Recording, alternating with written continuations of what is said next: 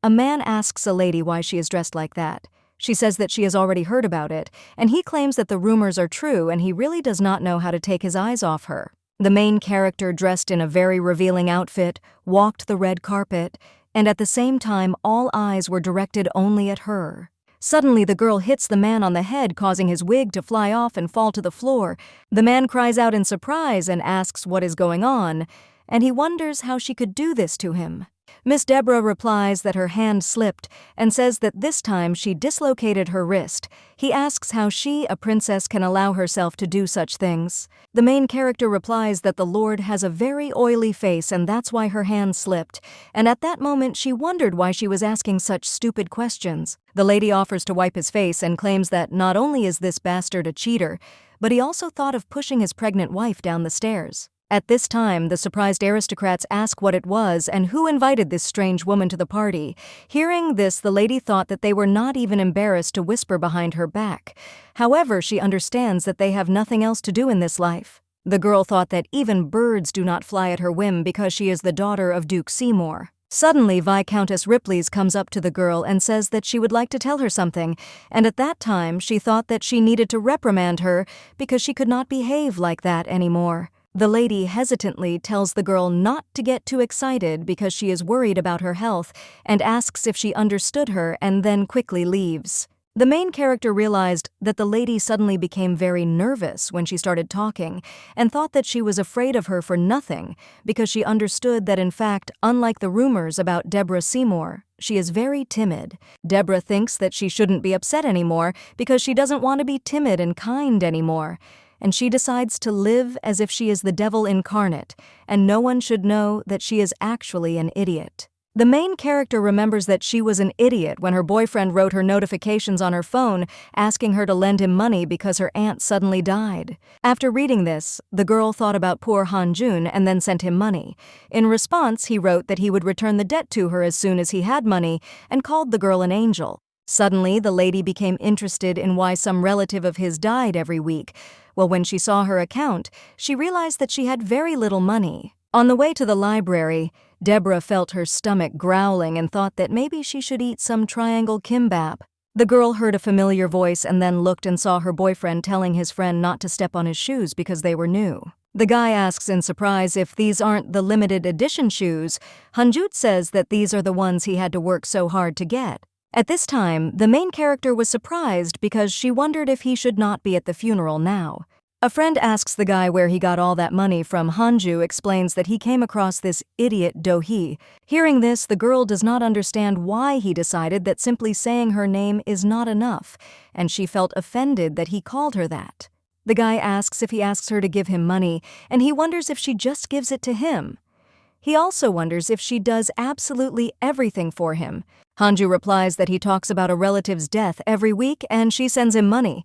The guy asks in surprise if she is his personal ATM, and he wonders where he found such gold. At this time, the girl remembered the conversation about how he told her that he liked her because of her kindness, and then she began to cry. Suddenly her mother called her and asked if she was going to go home, and said that she needed to wash the dishes and give Dojin something to eat after all she was leaving because she had a meeting. The main character asks if he can't eat himself. Mom is surprised and asks what she is talking about and asks if she can feed her little brother. The daughter screams and asks if he has arms or legs and also wonders why she should feed him if he is already such a grown-up moose. Do-hee has always heard that she is very good and thinks that this is the same as saying that she is an idiot and is very easy to use. She understands that she should have realized this earlier, but she became interested in why the most important consciousness came just before her death. After all, she died so senselessly. Do-hee moved into someone else's body, namely into the most ordinary harem, which is called the enslavement of the Black Thorn. The main character found herself in the body of the novel's villain, whose name is Deborah Seymour. When the girl opened her eyes, she became interested in where she was because she knew for sure that she had been hit by a motorcycle, and then she looked at her hands and did not understand why everything was okay with her. The lady decides to look in the mirror, and when she saw herself in it, she screams and says that this girl is very beautiful. And she wonders why she doesn't wake up, and then she hits you in the face and realizes that it hurts, and she is not sleeping. At this time, the maid entered the lady's room, and when she saw her, she dropped the tray on the floor, and then she falls and asks for forgiveness because she has no mercy, and screaming says that she saw nothing. The maid asks for mercy, and the girl does not understand what is happening, but for some reason, this name is familiar to her. Suddenly, the main character remembered that she had read the novel The Enslavement of the Black Thorn, and realized that this was the name of the villain in the book, and the writer decided to make this character a cold-blooded villain. The main character remembers that the most popular comments were always negative towards Deborah, and she is the most typical character who committed evil over and over again, and eventually sadly plunged into eternal sleep. Deborah thought that she had red eyes like blood and long purple hair, and she looked just like the main character was described in the book. The Duke enters his daughter's room and, screaming, asks what happened to her. The girl realized that he is Deborah George Seymour's father. The Seymour family has a long history. The father is one of the top 5 magicians, but he is a very reserved person, and the only one who managed to gain favor was Marianne. But Marianne died while giving birth to Enrique's youngest child, and he became an even more evil and cold person. The father tells his daughter that she is pathetic and asks if she has decided to fast. This time he claims that his daughter is a disgrace to the Seymour family. Having heard this, the girl realized that he was unhappy with his daughter, who is now her. The Duke asks how one can do such stupid things with an appearance like Marianne's, and also wonders why she needs the jewel. Deborah knows that there is only one pink diamond in the kingdom, and she wanted it so much that she decided to go on a hunger strike. At this time, the main character realized that she felt crazy hungry. The man claims that he will not tolerate her antics, and then says that this is his last warning, and says that she is punished. Hearing this, the girl does not understand how her father can be so handsome and at the same time cruel, and then apologizes. The maid screams and asks for forgiveness, claiming that it is all her fault, and also asks to spare her this time. The girl realizes that she does not want to play this bad role in the novel and then suggests to the maid to leave. When Deborah was left alone, she said that she could go crazy because she always thought that she would remain an idiot. She wondered why she didn't move into the main character or her friend because she doesn't understand why she got such a character. But after 10 days, the main character thought that, in fact, everything was not so bad, and she realized that with such a bad reputation and terrible character, life is not so bad. Sitting at the meal, the girl does not cease to be surprised because every day she was brought a lot of food and she thinks that this is not even bad. And then she suggests that the maids leave and thought about how she does not like it when someone watches her eat. Deborah realized that it is much better to be evil than to be a person who is used by everyone, and it seems to her that the body remembers some actions itself, and she does not even need to strain herself, and for the first time in 24 years of life, she tried a luxurious life. The main character remembers that in her past life, she clearly could not taste real luxury, and believes that if this is her punishment, then she would like to live her whole life in this punishment. After some time, the woman turns to the lady and says that she is glad to see her. Then she explains that she is the second daughter of Baron Jehoto, and her name is Helen. The young lady thought that because she had received a punishment that prevented her from going out, she could still call a designer and try on new dresses, and thought that this was not just life with a gold spoon, but with a diamond one. After all, she was fed and dressed, and she was not used to that. Suddenly, the main character saw that many outfits were being brought into her room, and she did not understand what it was, because she was seeing such luxurious dresses for the first time in her life. The girl doesn't understand why her room now looks like a VIP lounge in some cool department store. The designer says that it is a great honor for her to show her their dresses, and at this time she does not understand why the lady has no reaction and thinks that she did not like the dresses. The main character realizes that 3 weeks ago, before Dohi entered her body, she told the designer to make her new clothes. Helen explained that she already had so many orders this season, but the lady asked if she was refusing her. The designer screamed and said that she would do everything and come back to her. Helen turns to the Duchess and says that these dresses are very popular now, and at that time she hoped that the lady would not be angry with her and nothing would happen to her. And then she asks if she would like to see a dress with a white lining. Deborah looked at the dress with delight and thought that she liked it because it was very beautiful, and thought that this is the life with a diamond spoon in the mouth, because this dress will look beautiful on anyone. At this time, Helen is afraid to say something so as not to get it from the lady, but then she makes up her mind and asks how she likes the dress. The main character thought that this wool would make her sneeze, but she believes that she can stand it. The designer says that this dress is only a small part of what they have made, and then says that if she gives her 3 days, he will bring her an even more exquisite and luxurious dress. Hearing this, the lady thought that there were other dresses and even better ones, and then she sneezes. The designer says that she will now go and make a dress to her taste. The main character suggests adding more gems to it because she wants it to be bright. The girl sighed and thought that finally she was alone, because it was so hard for her to hold back her sneezing, because she thought that a dress made of jewelry was much better, because later she could exchange it for money or gold. Deborah looked at herself in the mirror and thought that, how could she not look at her? She has a very beautiful appearance, and she looks very cool. The main character understands that she really likes this face because before that she had an innocent and simple image, and that's why she was always caught every 50 meters. The girl understands that now people are afraid to even be 100 meters away from her. The maid tells the lady that a tutor is waiting for her. She was surprised to hear this, and then went to meet him. Walking down the corridor, the lady thought that this is some huge building because you can walk there forever. She understands that a lot of money and labor went there. The young lady thought that she envied life in such a place, and even with tutors, and realized that she had never even heard of such luxury. Deborah remembers that if she doesn't want to study, the teacher can stick her out of the window for it.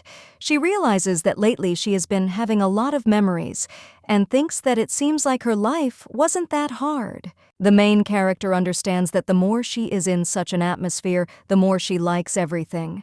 She believes that she does not have to be as pathetic as she was. Suddenly, the girl saw the guy and looked at him in surprise, and then remembered that this is the younger brother in Bellick Seymour. He is one of the twins who can then lead the Seymour family. The talented twins compete fiercely for the title of head of the family, and therefore their relationship with each other is not entirely simple. Bellick turns to the lady and says that even the tower heard about her stupid behavior, and then says that Frederick is a very capable scientist, and suggests that she behave normally. The main character knows that he will eventually kidnap and imprison the main character, Mia Binoche. The girl understands that if this were the real Deborah, she would already be arguing with her rude brother.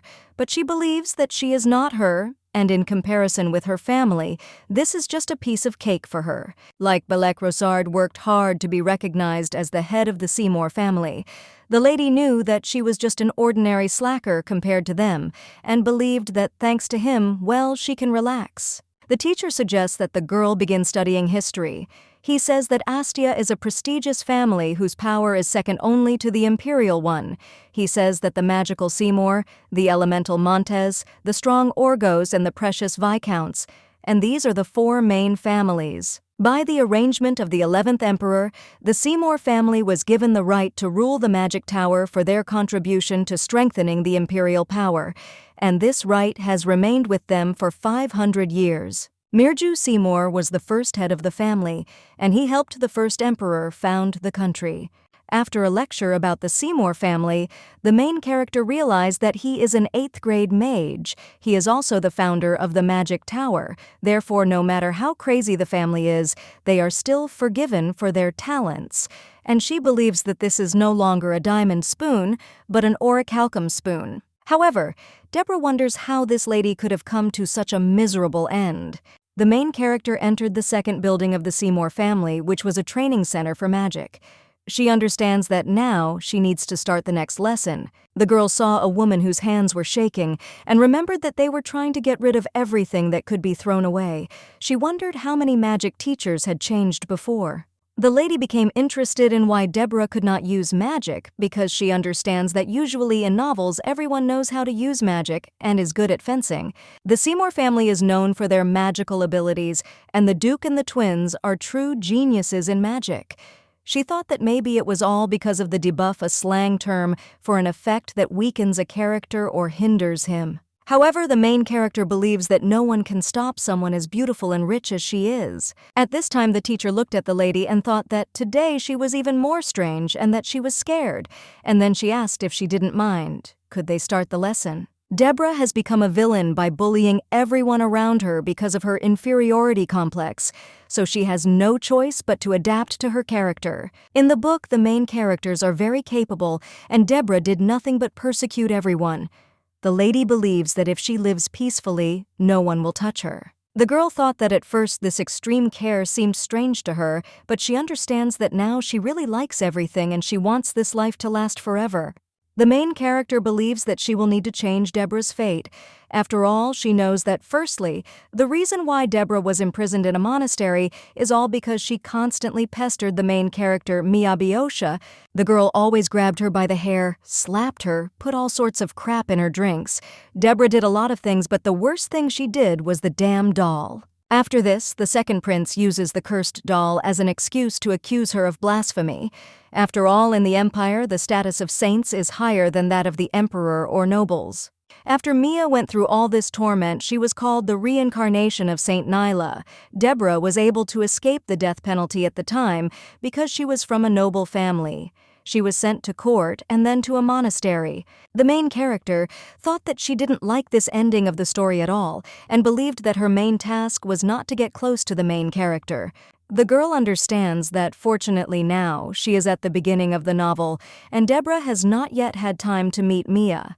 And this is the content of the beginning of the novel, the enslavement of the Black Thorn. The story begins with the main character being attacked by a monster and falling in love at first sight with the one who saved him. The guy asks the girl how he can repay her for saving him. However, she objects and claims that she did what she had to, and then says that she just hopes that Philip, will soon recover. The man says that Mia's birthday is coming soon and he doesn't know what to give her. The assistant tells the gentleman that there is information that the most luxurious diamond of the empire is put up for auction, and it is pink, the same color as the saint's hair. It all started because of this pink diamond, because it is the cause of all the misfortunes. The price of the jewel skyrocketed, and without the Duke's help, Deborah could not buy the diamond. At that moment, Philip manages to buy the diamond for Mia, and all the troubles begin from that moment. Unsuspecting Mia wore the pink diamond on her neck. And then at the academy, Deborah ripped the diamond off Mia's neck. As it turned out, she had loved Philip since childhood. The girl thought that in any case, she needed to make a list of what she couldn't do, and that was crossing paths with the main character and running after the pink diamond. The lady thinks that this is the main thing, and there is nothing difficult about it because living as a young Doha is much more difficult. She thinks that she will try to do everything right and she will have a happy life and she will never give up. The main character thought that first she needed to deal with Duke Seymour. The gentleman looked at the diamond and said that he had finally finished with it and thought that the second diamond was very beautiful, and he thought that the master would pay a lot for such a stone on the market. The man asks if he really thinks so, because it seems that before this he didn't really like his find. However, the guy claims that he is being honest with him and he, like the master, thinks that this is a very unusual stone. The gentleman says that the colored diamond will be in great demand on the market, and the craftsman learned from an informant that Philip Montes is in love with a woman and specially made the diamond to match the color of her hair. Deborah understands that it looks like it is currently being auctioned and believes that there is no other diamond like it anywhere else, because Philip has recently started to take a closer look at it and understands that he probably wants to give it to the saint for her birthday. Everyone was thinking about that diamond in the market because of the competition in the noble families. Everyone is talking about the pink diamond will have an astronomical price. The man claims that everything is going according to his plan. The master asks what he, the deputy guild, will say about this. A lot of time had passed since the deputy worked with the master, but no one ever found out what was really going on in his head. The deputy head of the guild says that the Duke has not been very fond of Deborah Seymour for a long time, and he knows so well that because she wanted this diamond, the Duke punished her. Hearing this, the guy thought that the miss would not get it unless the Duke helped her. At this time, Duke George, sitting in his office, thought that Deborah was too quiet. He knows that his daughter loves to behave extravagantly and spend a lot of money more than anyone else, but he considers it suspicious because she even began to starve because of this stone and mock herself.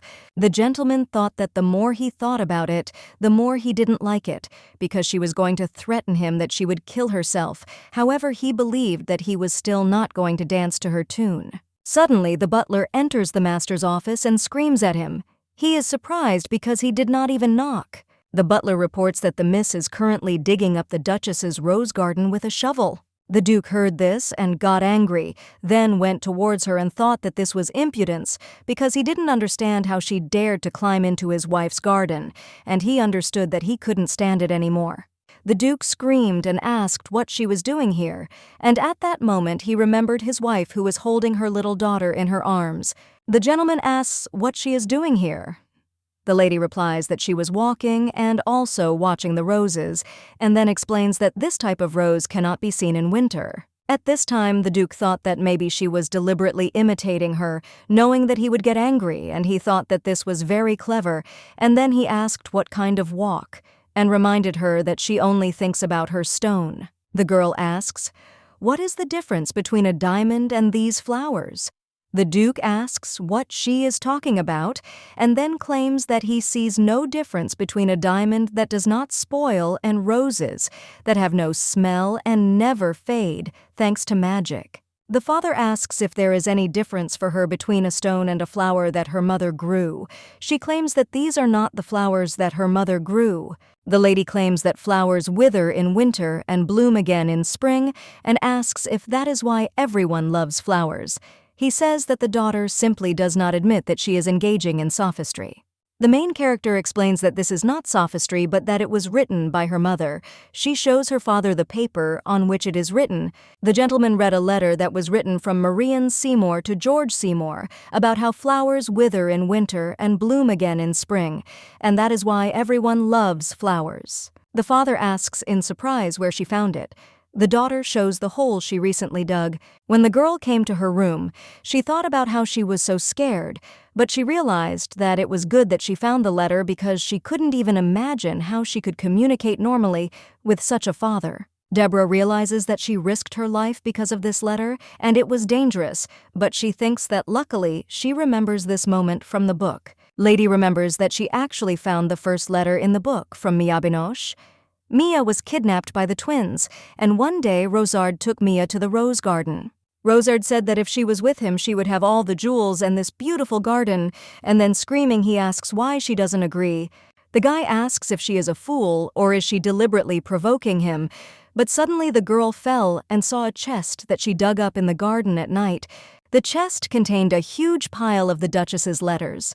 After that, she went to the Duke and exchanged the chest for her freedom, and so Mia escaped from the twins. At this time, the main character does not understand whether it is normal that she took such an important item because she believes that this chest played a very important role in the book. Deborah realizes that she must now instead ensure that the main character is not kidnapped by the twins, as she believes that her safety is above all else. The girl understands that there is something strange because the book described that Mia exchanged letters. However, she does not understand why she did not use the diary. At this time, the assistant asks the miss if everything is okay. The gentleman sitting in his office reads a letter that Marianne wrote to him. She writes that looking at the winter garden with bare plants, she realized how much more beautiful the flowers are when they bloom after they have withered. George thought that if the garden had not been enchanted, he would have found her letters immediately after the flowers had faded. He thinks he should have read them sooner. Suddenly, the gentleman's daughter comes in, and he asks in surprise what she is doing. The young lady explains that she heard that he has had a lot of work lately, and at that moment, she thought that she is not afraid. The daughter says that she brought him tea, and at that time she thought that he looks good now. The father asks since when she worries about him. The main character thought that he is so cool, and this man is the father of 4 children. George asks why she is looking at him like that and then suggests that she sit down. Hearing this, the girl was surprised because he did not kick her out. Deborah offers to eat and then takes a cupcake and says that this is the most popular pie in their area. The girl knows that the Duke does not like sweets, and in the diary she saw that during the date the Duke always ate only lemon pie, and so she decided to prepare it for him. The father says that he does not like to snack at such a late hour. However, the young lady assures that he will like it, and when she saw that he ate a little, she considers it a success. The gentleman asks the reason for her visit and inquires whether she wants to receive something in exchange for the letter. George says that he agrees that his daughter found something priceless, and then says that if she came because of the pink diamond, then she better leave. O claims that he will not repeat the same thing twice. Deborah says that she is not going to ask him for anything, and then says that she wanted to give him something. The girl says that there was more than one letter. He asks how many she has. The daughter replies that he will find out later. The gentleman asks if she wants to beg him for the diamond with these letters. She replies that she didn't mean that and thought that he was very hot-tempered, and then explains that she wants to give them to him gradually because she thinks it would be a shame if he reads them all at once. And at this time, the main character thought that it was time for her to leave and said that it was already late, so she would probably go. The father says that he is tired of this work and thinks that he needs to walk, and then asks the girl why she is standing and also asks if she is walking. The Duke says that the tea was strong and thinks that it will not help you fall asleep right away, so he suggests preparing weak tea or cocoa next time. Hearing this, the girl thought that he wanted to see her again. The gentleman offers to see her more often. Deborah thought about how she felt like she was the postman, and it didn't matter to her that these letters weren't supposed to be delivered this way, but she had already given away 2 letters. The young lady thinks that there must be some progress in their relationship. The father turns to his daughter and says that it seems to him that she comes with a letter at a time when he is very tired, and asks why she wants to get that diamond so much.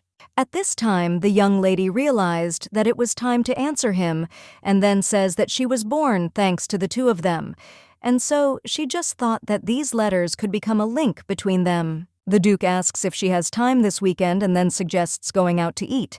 She asks in surprise, what about the punishment? The father explains that she has started to behave normally and simply suggests going for a walk. The daughter agrees. He says it is strange that she does not look happy. The main character understands that her father immediately understood everything, and she is simply very happy to be in such a luxurious house. Deborah says that she is very happy, and at that time she thought that she does not want to leave there. The girl says that they do not have to go out to talk and drink tea like that. Her father asks her what she would like and then suggests that she speak up if something is bothering her or if she wants something. She replies that this is not what she meant and wonders if he is flattering her too much. The butler tells the Duke that he is expected in the vassal's office. He tells his daughter that time has passed quickly. She says that if he has business, then he will go and says that they will see each other on the weekend. When the young lady left the office, she thought that now she had freedom. But she understood that it was difficult to communicate with such a cold person. After all, she understood that it was very difficult to communicate with him one-on-one. However, the girl knows that release from punishment is a good sign because she tried so hard today that now she can rest. The brother tells the girl that she can't even walk straight, and then claims that this is pathetic and vulgar. Seeing him, Deborah doesn't understand where he came from. Belek tells her to behave accordingly, or she'll be arrested again. The young lady doesn't understand why he's so angry. A couple of days later on the weekend, the girl and her father came to the restaurant.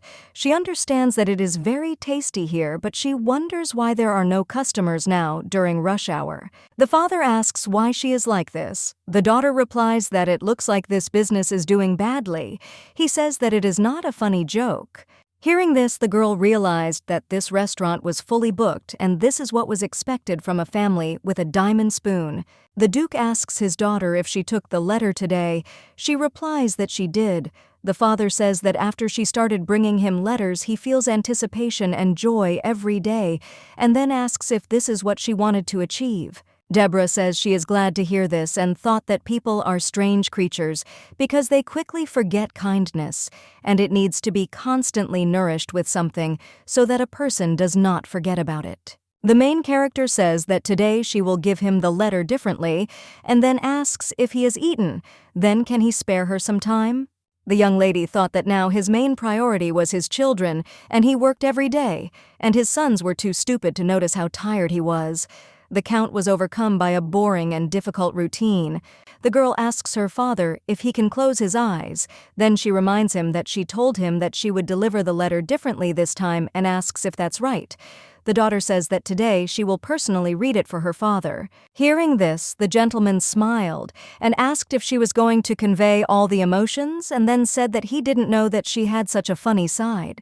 Seeing Dad, the girl thought that he knows how to smile, and first she suggests that he close his eyes because she needs to concentrate. Deborah reads about how, without him, her soul is enveloped in cold, but remembering his smell, she melts, and her soul is like a white flower. The daughter asks how he is.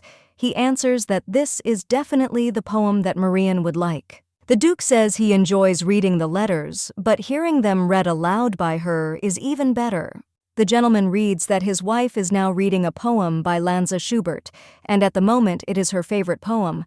After all, if you close your eyes and read this poem, you can feel the aroma of white flowers, and at this moment she always imagines him. George realizes that the letter did not contain this particular verse and believes that she specifically found the poet's letter in order to read it to him. Deborah asks him how he found today's letter and if he liked it. The father thought that if he had simply read the letter without the poem, it would not have had such a strong effect. Belek angrily asks why Deborah keeps going to her father, and he even cancelled the punishment. He also wonders why the Duke's servants can't answer this question. The young gentleman claims that it irritates him because they cannot establish the reason. After all, he thought that after Deborah went to her mother's garden, she would be punished even more, but instead of severe punishment, she now drinks tea with her father every day. Belek doesn't understand his father because in his place he would have immediately gotten rid of the person who tarnished Seymour's reputation. He also assumes that he could have sent her to the debut evening and married her off. The young gentleman thought that Rosard had found a candidate for Deborah Louis Gazelle, and he thought that they were definitely suited to each other, and he thought that this time he would definitely have to cooperate with his brother. Belek believes that Deborah will not stay here for long. At this time, the main character felt that her ear was burning and thought that someone was discussing her. When the girl saw her brother, she asked what was going on. He asked her in surprise, too. The lady wondered if something had to happen and then said that if nothing happened, he could go. Belek says he has some advice for his little sister. She says she will refuse and then thanks him. The young gentleman asks if she made all this fuss about the stone, and at that moment she thought no. He says that since she wants that stone, he is worried about her. Having heard this, the girl does not understand what he is talking about and finds it strange that he is worried about her. Belek asks the girl to be polite and then touches her face. He claims that she has no brains, no ability for magic, and all she has is youth and looks. And then he says that he will introduce her to a good man. Deborah asks what he's talking about and then slaps his hand. The brother says she needs to learn more etiquette because he doesn't want her to bring shame on their family. The lady reminds him that she asked what he was talking about. The twin says that it is Louis Gazelle and she will meet him soon. Hearing this, the main character realized that it was the pervert who pestered the main character, and then says that she will deal with it herself.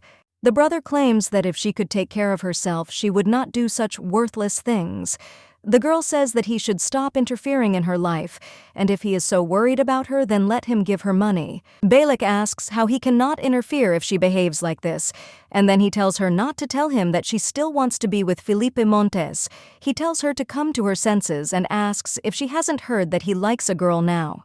Deborah says that she is not interested in him, and she thought about how he can mock his sister who has unrequited love. Her brother asks her if she thinks someone like Montes could fall in love with her. Then he claims that because of her behavior, she won't be able to move into a prestigious family of the same class as Seymour. The main character claims that she does not want to get married but wants to be unmarried. Hearing this, the guy was surprised, and then says that this is not a funny joke. However, the lady claims that this is not a joke.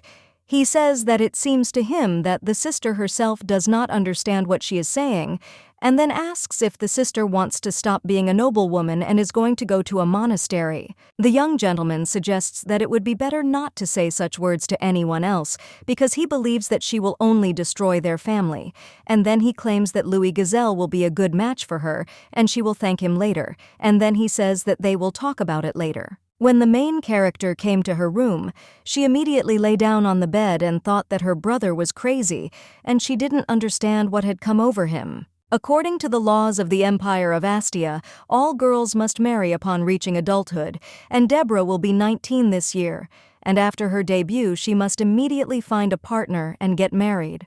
The main character does not understand why such a law was added to the book, but she understands that everything cannot go so well. The young lady thought that after Kim Hunjun all her love cells had died, and now she still comes across this pervert. The girl understands that in this case, the squirrel is much more influential in the family than she is. Deborah turns to the maid and tells her to come to her. Then she says she wants to ask something. The lady wonders if the daughter of an aristocratic family refuses to marry, what will happen to her then. Hearing this, the surprised maid asks why she is interested in this question, and then says that no one has ever done this before. The maid says that she thinks this girl will lose her title and also be kicked out of aristocratic society and then sent to a monastery. Hearing this, the main character thought that, in the ending of the book is no different from what awaits her. And then she understood why Belek was surprised when he heard that she did not want to get married, and believed that he mentioned the monastery for a reason. The lady says that it is strange because there really hasn't been a single refusal, and then asks what to do if the family proposes to marry a man she doesn't like. The maid says that there was a miss who ran away with a commoner. Hearing this, the lady thought that she knew that there are no situations in which there are no exceptions. The maid says that as far as she knows, she accepted the new title and had no problems, but she was a 6th grade sorceress who made a huge contribution with her husband, who was the head of the mercenaries. The lady asks if she received the title because of her contribution to the war. The maid answers that it is so. The main character thought about what it means. Then she needs to stand out in the war or take away someone else's territory, but she understands that her characters have no abilities and she can't do anything special. Deborah thought that she would then try to buy herself a title, and then she looked at her jewelry with us and thought that it would be good if she could do that. The girl understands that she doesn't even have money and she won't be able to buy even the cheapest title, but she would like to have more time for this. The young lady thought that people usually get married at the age of 19 or 22, and if she postpones marriage for a couple of years, she will save up some money during this time and thinks that there will be no problems. The main character understands that she is currently studying at the academy and thinks that this will be a good excuse to postpone marriage, but she does not understand how she will earn this money in this case. Suddenly, the girl heard someone knocking at her door, and she became interested in who could come at such a time. The father offers to talk to his daughter. She does not understand what happened and thinks that he came to talk about her marriage. The girl says that she will give him a letter. He says that he did not come for a letter and then offers to tell him what she wants, and reminds that he said that he would give her what she wants. Hearing this, the lady does not understand what came over him, and she says that she was glad to read him letters every time white flowers bloom and snow falls, and at that time she thought about him not throwing her out of this house because she wants to live there as long as possible. The Duke says that he realized that she really wants to be a link between him and Marianne. Well, the girl realized that from his expression he wouldn't say so, and thought that she was scared. The gentleman assures that this is not a test and therefore she can say whatever she wants. Hearing this, the girl thought that it would probably be better not to refuse him. Deborah asks if he could invest in her business. Then the Duke, surprised, asks if she wants to run a business. The daughter says that she has a very good idea. Hearing this, George says that this is unexpected because he was sure that she would ask him for a pink diamond. And then he agrees and asks how much she needs. The main character wrote the amount on a piece of paper and said that she thought it would be enough. The gentleman wondered if she wanted to do business with this money and wondered if she had accidentally missed 10. The father says that he will send her money. Hearing this, the girl was happy and then thanked him. The Duke can't understand what came over his daughter. He thinks that she realized that she wouldn't get the diamond, and that's why she wanted something very important instead of the diamond. George recalls that he had already promised everyone that Deborah would not buy the diamond, and believes that perhaps she did not insist on her own because she realized that his authority could fall if he did buy it. The gentleman understands that after this she decided to ask for money for the business, named a small amount, so as not to burden him further and so that his authority would not be undermined, and he believes that she thought everything through because she began to think a lot about something and recently began to behave differently. The father thought that his daughter was trying so hard and that she was very smart, and he, as the head of the family, did not even notice anything and did not help her. The Duke tells his assistant that it doesn't matter how, but he must buy the pink diamond. A few days later, the main character saw a box containing a pink diamond and a letter. She wondered if Philip was the one who was supposed to get it. The girl reads that her kindness should be rewarded, but her father is worried about the fact that in exchange for these precious letters, she only received some money, and he thinks that he should not pretend that he does not know what she really wants. After reading the letter, the main character realized that she had asked for little money and that she needed to ask for 1 billion. Deborah thought that she had acted like a fraud, but ended up receiving compliments and gifts and thought it was convenient to be a villain. The girl remembers that when she lived as Yoon Do-hee, she always behaved in a friendly manner, and it was worth refusing her a couple of times, as at that very moment she would hear that she had a bad character. The main character understands that she has lived her life in vain, but she believes that Philip will not kill her if he sees this necklace on her. She thought that she could auction it off to a charity, although then her father would find out about it and think that she had ignored his sincerity and therefore would no longer do anything for her. The main character closed the box with the diamond and thought about how she would later decide how to use it. However, now she has the initial capital and 24 years of slavery in a capitalist society. Deborah thought that her passion for business could help her postpone marriage, and she became interested in how much she could earn. But she realized that she would need to find helpers for herself. The assistant tells the master that the pink diamond was sold at a very high price. He asks how much it was sold for, and the man shows the documentation. The master asks if Duke Seymour bought it, and then says that he thought Philip would buy the diamond for Mia. However, he realizes that the bid was much higher than he expected, and all expectations were not confirmed, and it seems to him that he underestimated Deborah Seymour. The gentleman turns to Gerald and asks if he didn't ask him to keep a closer eye on her, since this girl is the daughter of Count Simon from an influential family. The master suggests asking the informant again to keep an eye on Deborah, as he believes that he has missed something and has some strange premonition.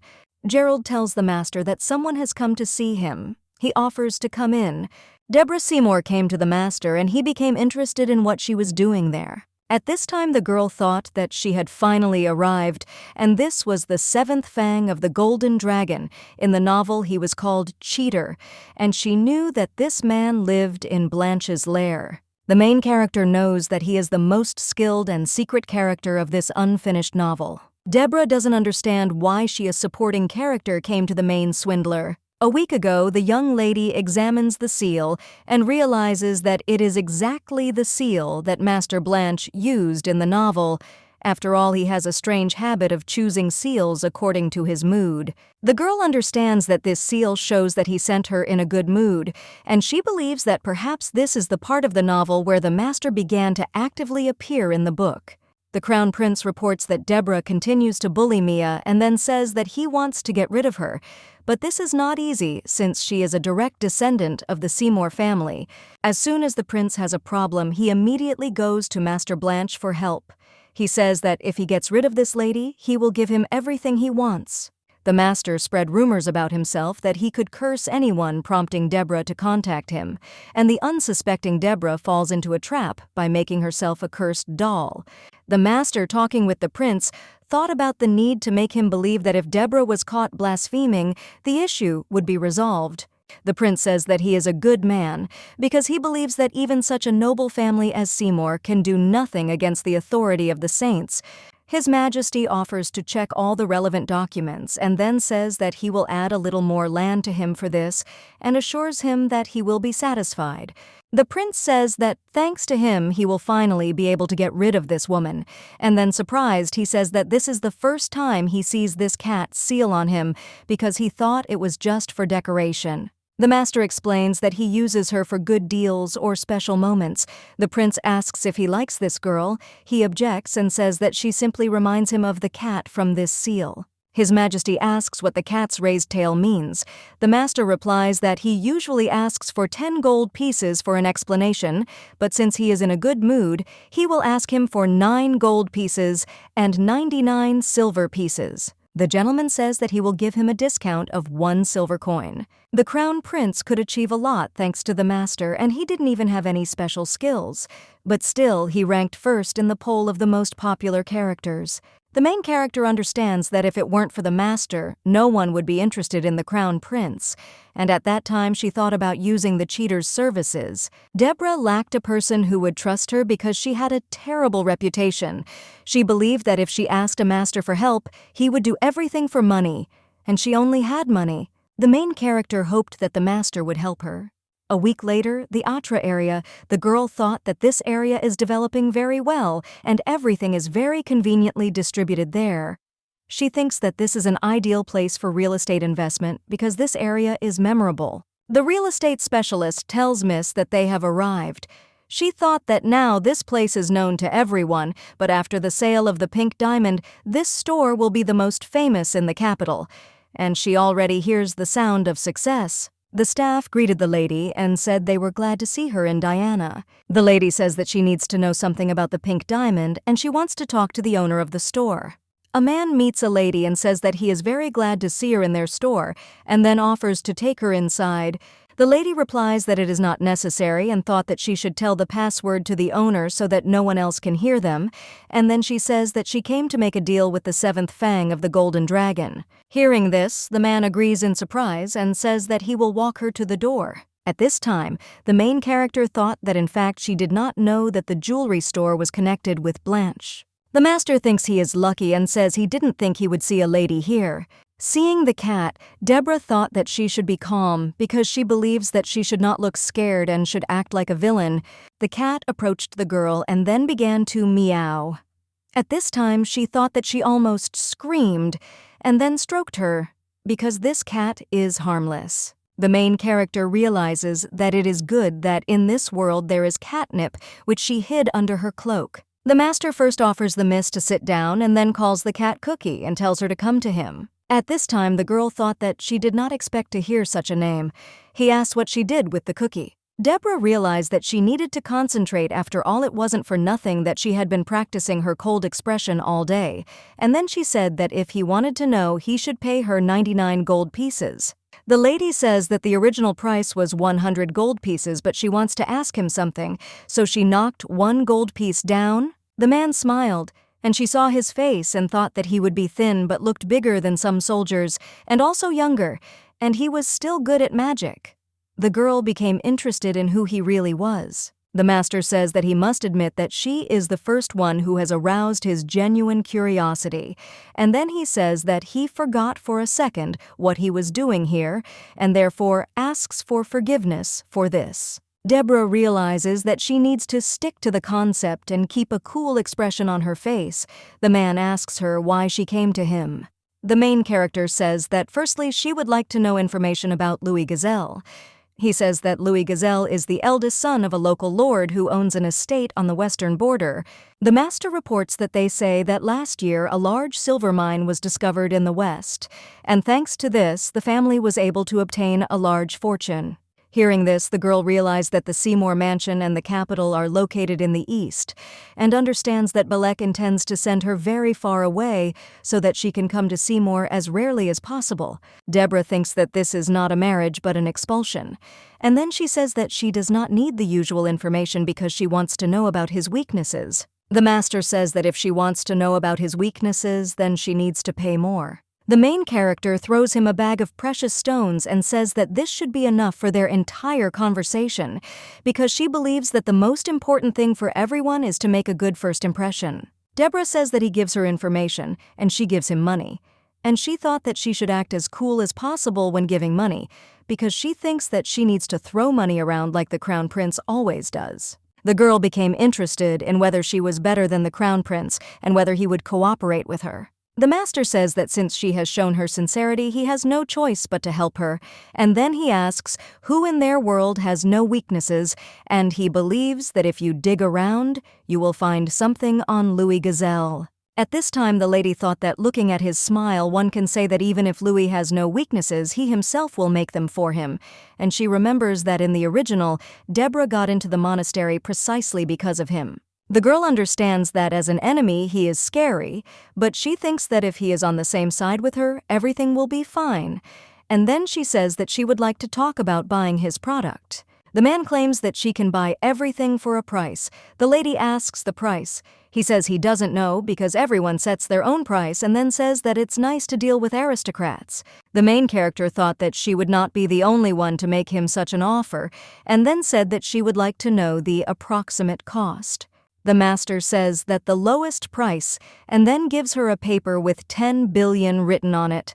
She was surprised because she thought that it would be 1 billion at most and does not understand why it is so much. Deborah believes that in her past life she would not have been able to save up such a sum even in her entire life. But since she now lives in a rich family, she believes that she will never marry this pervert. The gentleman says that this is not a bad price for the one who recently bought a necklace from him and considers that this is not a high price at all.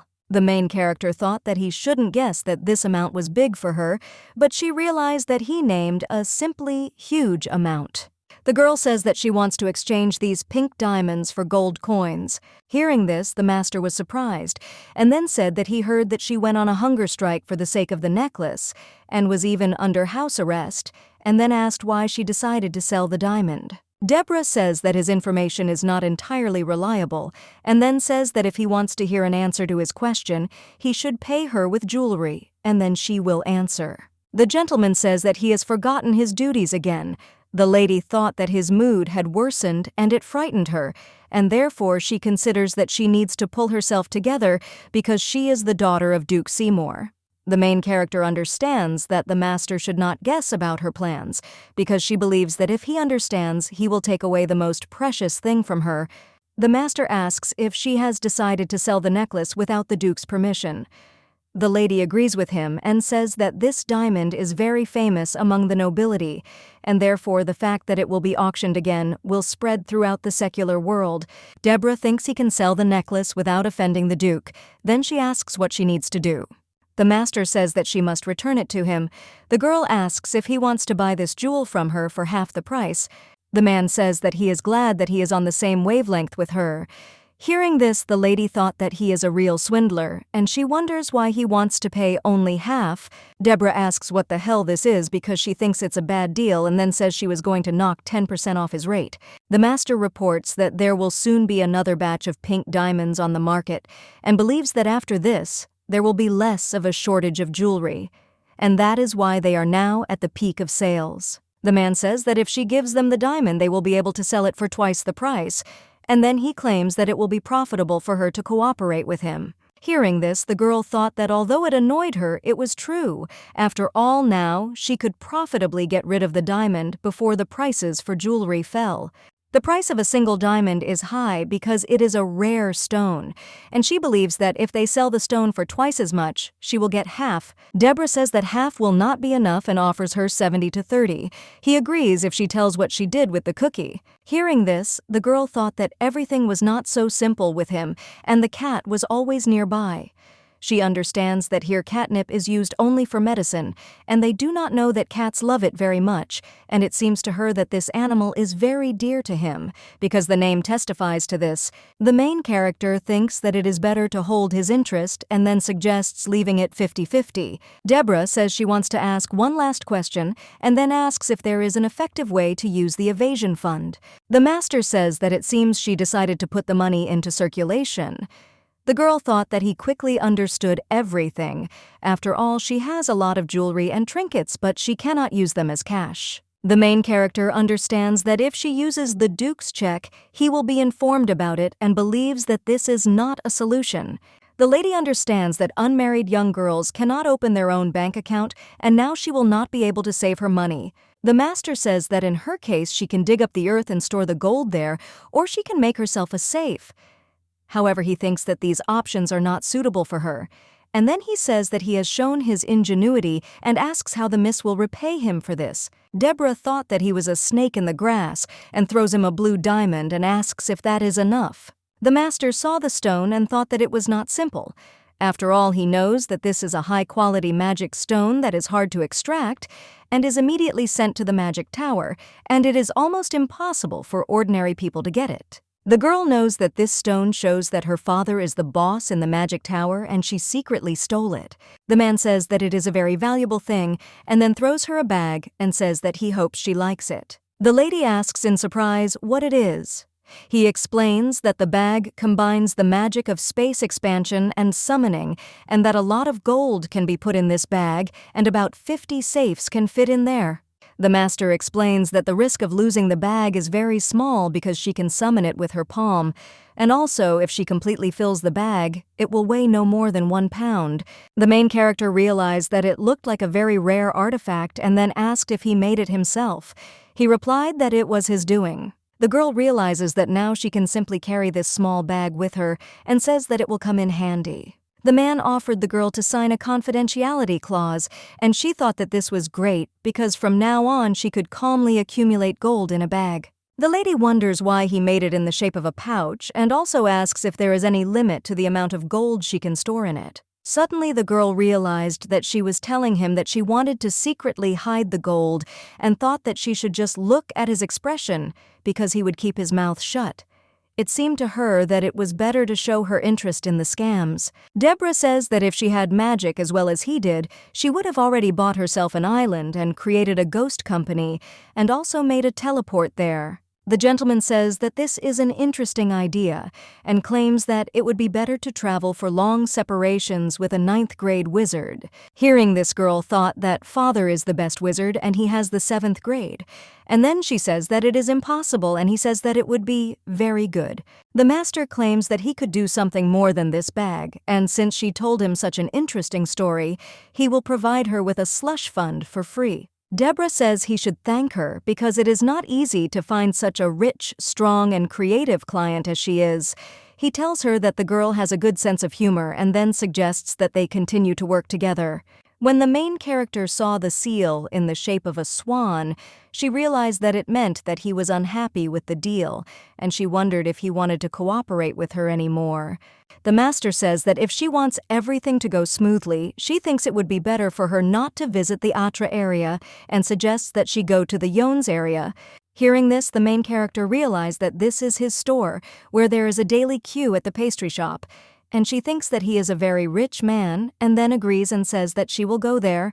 Deborah asks if she can come back to him when she has more questions. He says he's always happy to have wealthy clients. When the girl left, the master thought that he had not expected to see her, but she suddenly appeared, and so he had no other choice but to accept her. The man realizes that Deborah Seymour is different from what he heard from rumors, and he became interested in who this girl really is because he cannot contain his interest. The master understands that Deborah, despite her arrogance, behaved with dignity and not stupidly.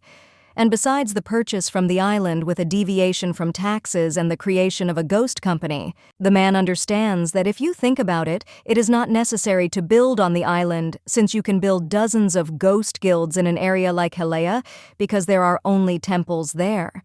And thus, it will not be easy for the emperor to monitor the manipulations of the accounting department. The master does not understand how she could come up with such a thing, and this is ineffective what interests him in her. After all, during the conversation she was very unpredictable and he could not even think that she would bargain with him the way the crown prince can. The master thinks that she is very different from what he heard about her. Miguel, a vassal of the Visconti family, offers the master to let him personally find out about Deborah Seymour. The master says that he thinks he can't pass by such an interesting person. Miguel asks if he really wants to conduct the investigation himself. The gentleman informs that the semester at the academy is about to start and believes that they will see each other often anyway. Miguel asks in surprise if he will visit the academy since he understands that the gentleman already has a lot of money and therefore they can agree not to visit it. The master claims that there is nothing wrong with wanting to mend fences with the Duke of Seymour's daughter, and he wants to know for free what she did to his cookie. The assistant asks how he was going to get close to her. The gentleman asks in surprise whether he even saw his face. Miguel apologizes for asking a stupid question. The gentleman says that he looks unhappy and then asks if he has anything to say. He replies that he has nothing to say. The master suggests that the assistant also prepare to go to the academy. He tells Miguel to call the deputy head of the guild because he wants to add 1 diamond. Miguel asks what color the stone is. The gentleman replies that it is lavender. 10 days later, the main character thought that this alley is far away, and it is sparsely populated, and this place is of course so-so. She thinks that there are already too many pastry shops, and this is a minus. Deborah understands that she needs a special product where there will be no competition, but since spring has come, the semester at the academy also begins in the spring. According to the laws of the empire, people from those families who are personally approved by the imperial family enter the academy. In this place, the emphasis is more on socialization, and therefore the lady believes that there is no need to worry about studying. The main character knows that it won't be peaceful, because she is connected to the main character. However, she doesn't want to go there because she doesn't understand why she needs to study at all. The girl thinks that she should now check how things are going, and then tells the coachman that they need to go to Maisonde. When Deborah came to the pastry cafe, she saw a lot of people and thought that, as expected, the master's business was going well. After all, this is the only pastry shop that has a similar approach to business. The main character understands that, because of this, there are a lot of people there because every day there is a sale of desserts, and the limited amount of the product is a good marketing move. The confectionery claims that they have few desserts left, even if this is not true at all, thus encouraging the nobles to grab this dessert for them, and they simply cannot leave without buying a dessert. Deborah tells the waitress to bring her this drink and shows it on the menu. She tells the lady that she does not recommend this drink because it is bitter and tasteless, and then she says that they are planning to remove this drink from the menu. However, the main character insists that they still bring her a vanilla cake with this drink. The waitress agrees and asks to wait a little for her order. After some time, the girls brought her order, and at that time she realized that this is her business, because she thinks that cake and coffee are a fantastic combination. But when Deborah tried the coffee, she immediately spat it out. The waitress explains that this is why she said it was better not to order this drink. The girl doesn't understand what kind of drink it is because it's bitter, smells strange, and is just terribly tasteless. And she thinks that they roasted the coffee beans incorrectly or brewed the coffee incorrectly, and now she understands why the drink is not popular. The main character thinks that this is not suitable for her business. A lady at another table asks her friend if she has heard a rumor that Orgo is entering the academy this year. Deborah thought that she thought he was talking about an academic celebrity. Dyer Orgo is the heir to the title of head of the Orgo family and a master of swordsmanship. He has already demonstrated decent swordsmanship skills at the age of 19, and so he has every chance of reaching the level of crown prince and master. The main character understands that this is another character with whom Mia communicated, and she thinks that the girl can even think about him. The lady at the other table says that Dyer is really cool, but she would like to talk to Philip because she thinks he has such outstanding skills and also has such beautiful red hair. The girl says that she would also like to meet Belek Seymour, but unfortunately he has already graduated, and her friend says that he is so noble and smart. Hearing this, the main character thought that he starts to irritate her as soon as he says a word. The girl in the blue dress says that what she really wants most is to meet Isidor Visconti because she thinks he's handsome. Deborah looked at these girls and does not understand what is wrong with them because they frighten her, and she became interested in who he is, Isidor Visconti. After all, she hears this name for the first time. The girl in the yellow dress says that even if she has to sell her soul in exchange for seeing Isidor, she would rather die than see his face. And the other girls agree with her because they also want to see him at least once. The lady in the red dress says that if they see him even once, he will visit them in their dreams after that. She says that this thin chin, broad shoulders like the sea and golden hair, and she slept almost the whole winter to see him in her dreams more often. At this time, the main character thought that he seemed very handsome, and she did not understand why he did not appear in the novel. Mariella asks her friends if they heard about the pink diamond bought by Duke Seymour. We will hear this. Deborah thought about what they are talking about her now. The girl in the yellow dress says that she thinks that Miss Deborah is triumphant now and thinks that she must have her nose in the air and she doesn't understand why, but it disgusts her. Betty claims that the diamond does not suit this psychopath and she does not save her substance with this necklace.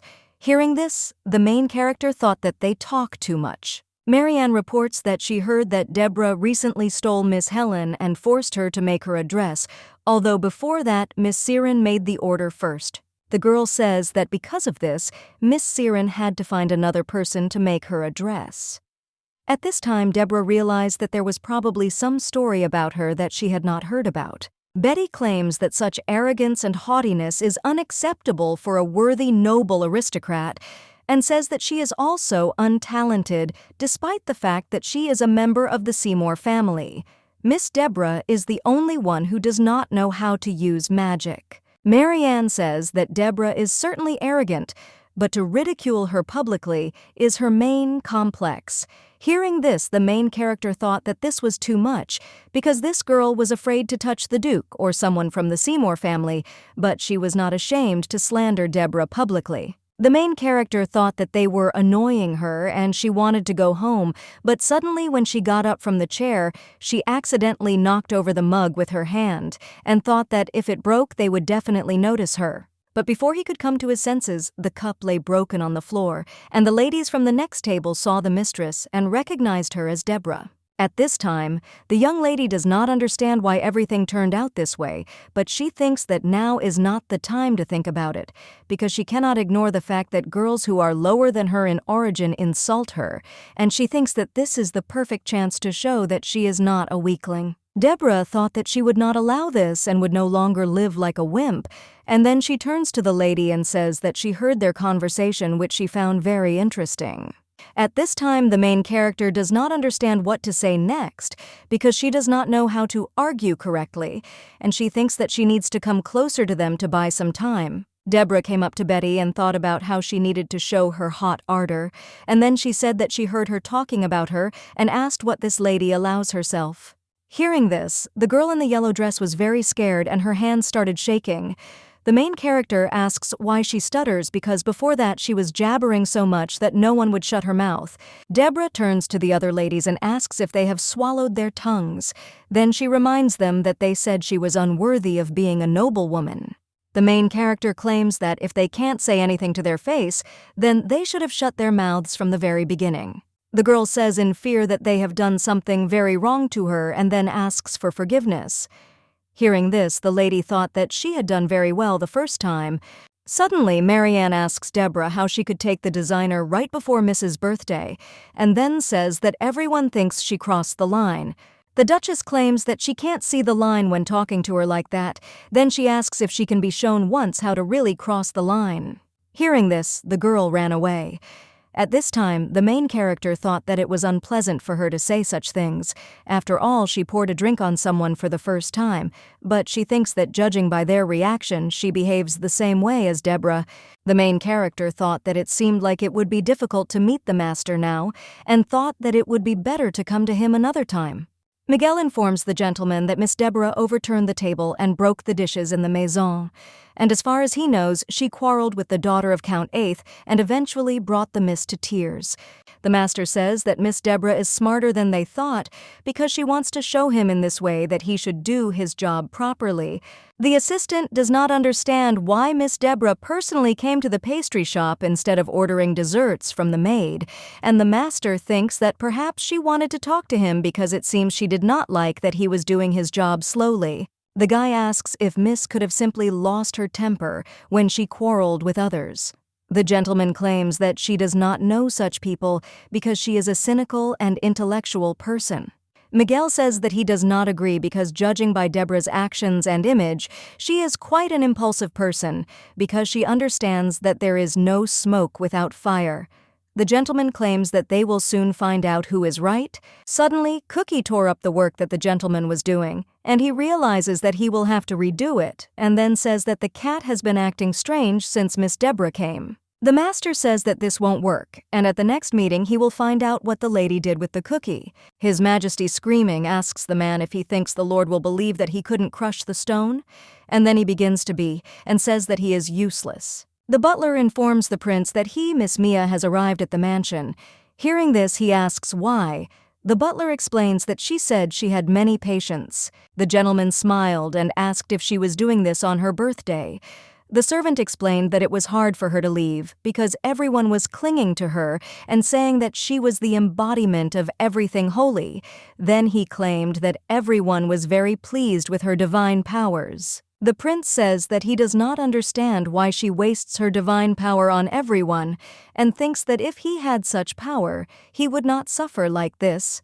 However, he understands that he likes the fact that she is not like everyone else. His Majesty thought that what attracted him was the fact that I was not interested in power or money, and he would even forgive her for not coming to the meeting. Mia thanks Philip for inviting her. He says that he is grateful to her for accepting his invitation, and then says that today is her birthday and therefore she needs to rest more. The girl says that she actually forgot about her birthday, and no one ever reminded her or congratulated her. She says that this year only he remembered about it, and that is why she is very happy. Mia says she feels like she's received an unexpected gift. Philip says she said it beautifully and suggests they eat first. His Majesty announces that a letter has arrived about admission to the academy. The girl thanks him and says that she has dreamed of studying there all her life. The gentleman asks her if she thought that this was the end of the gifts, and then gives her a precious stone and tells her that it is her gift. Mia looks at him in surprise and says that it is enough for her that she entered the academy. The prince asks her to accept him.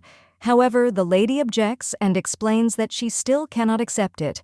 Philip thought that he should have given her a pink diamond and believes that if he had bought it, everything would have been different. The prince remembered that when he saw the price, he realized that he would not be able to buy it, because he understood that all plans had collapsed because of Deborah, but he believed that this elegant stone was much more suitable for Mia. At the end of the day, Mia thought that she was tired. The maid asks what she is looking at. The lady replies that she is looking at flowers. Then she shows a gift from Montes. Ophelia says that such a necklace requires a suitable dress and thinks that Montes is not as sophisticated as they say. The woman claims that if the lady wears such a necklace with an old dress, everyone will laugh at her and say that this is expected from the daughter of a fallen aristocrat. However, she believes that with the pink diamond, everything could have been different. A few days later, the main character had her first day of school at the academy, and she put on the dress that the designer had prepared for her. The lady initially thought that it was nonsense, but it really was beautiful because it suited her, and she thought that she wanted to look at that beautiful face forever.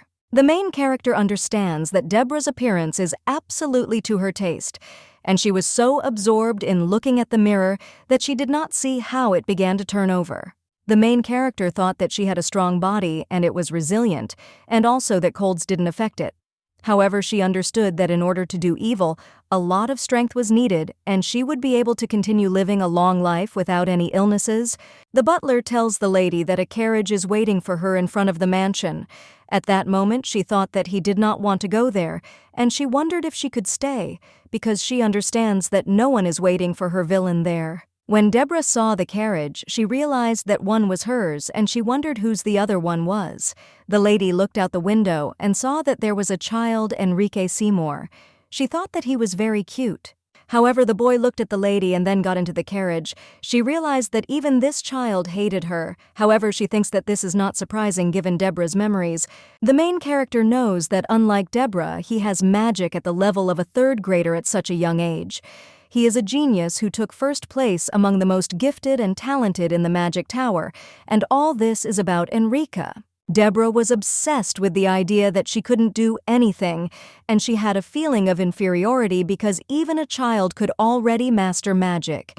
Therefore, she envied her younger brother who had a talent for magic. The young lady does not understand how it was possible to mock a child like that, because she knows that this is so similar to Deborah. Deborah had a good life because she came from a good family and she was rich and physically very strong. However, it was hard for her because she was always compared to her brothers. The girl believes that no matter how hard her life is, it does not justify her bullying her younger brother. After all, she does not understand how one can hate such a cutie and considers it unfair. The main character realizes that she needs to live the life of a villain.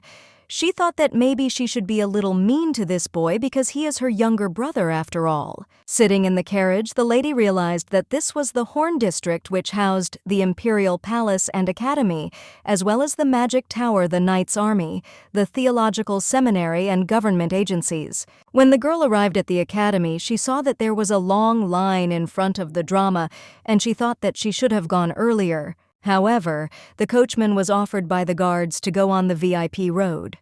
Seeing this, the girl thought that this was simply unbelievable because this is the power of authority. When Deborah came to the classroom, she wondered where to sit. She remembered that the best place in the classroom was the one by the window at the very end and thought that even people in books seemed to think the same way as they did. But as soon as the lady looked at the guys, they immediately left and she didn't even say anything to them. The girl understood that wherever she went, everyone treated her with caution from the front door until this moment. However, she believes that there are advantages to the fact that everyone is afraid of her. The main character saw Philip and does not understand what is wrong with her and believes that Deborah's body gave its reaction.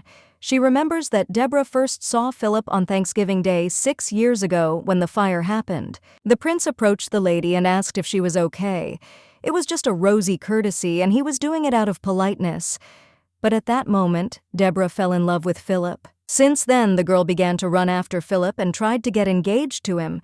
However, he rejected the proposal, and Deborah's pride was greatly damaged, and after that, she became even angrier. The girl understands that Deborah was not behaving quite correctly, and she became interested in why he was staring at her like that. The main character realized that they thought that she would do something to them, and when she saw Mia, she realized that she was very beautiful and the most popular, innocent, and pure beauty.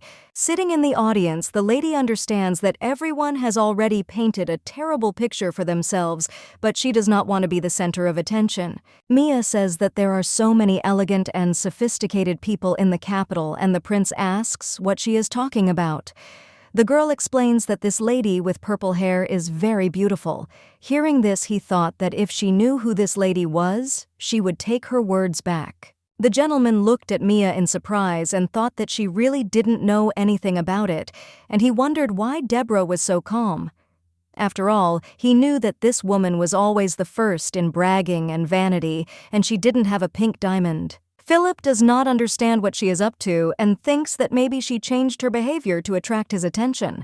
The gentleman became interested in where Mia saw beauty in this girl. However, he understands that if you think about it, she looks graceful and in general it seems that she looks good. Mia tells Philip not to worry about her. He says that she is much more beautiful and elegant, and Deborah is not even close to her. Hearing this, the girl suggests not to say that because she is not better at all. The prince says that she, unlike some others, is modest. The main character got very bored in class and fell asleep. She had a dream that Hanjun invited her to eat because he was paying this time. The girl thanked him and then said that she was already hungry. The guy said that after eating he would like to drink coffee, and she offered to buy it. Hanjun asks if she can have coffee from the new menu. Hearing this, the girl thought that it was very expensive, but she agreed to buy it. The guy says that if he collects 2 more stickers from them, he will be given a diary. Dohi says that then she will give him her sticker, and at that moment she realizes that she should not give this idiot anything. But suddenly the girl was woken up by a guy who said that the lesson was over. Seeing him, she does not understand how a man can be so handsome and thought that maybe she was still sleeping, but she asks who he is. The young gentleman asks in surprise if she doesn't know him. The lady asks if she should know, and at that moment, she thinks that she is confused, and how can she not remember such a handsome man? The guy smiled and said that she didn't owe anything, and then said that his name was Isidor Visconti. Hearing this, the girl understood that he was the favorite of those misses, and now she understands them. The main character thought that if he were in Korea, his life would definitely be good. And then she asks what he wanted. Isidor says that it seems to him that she has not learned everything and then suggests taking notes. At this time, the girl thought that she also met that idiot Hanjun like that, and she doesn't understand why she remembered about it, and she says that she doesn't need it. The guy asks her if she had a nightmare, and then explains that she was frowning in her sleep, and he thought she needed help. He asks if the girl is hungry since it is lunchtime. She says she is not hungry, and the guy says he is not hungry either. Isidor offers the girl to drink tea, and at this time she does not understand what is wrong with him because he has a relaxed smile and casual conversation. The lady says that she does not have time.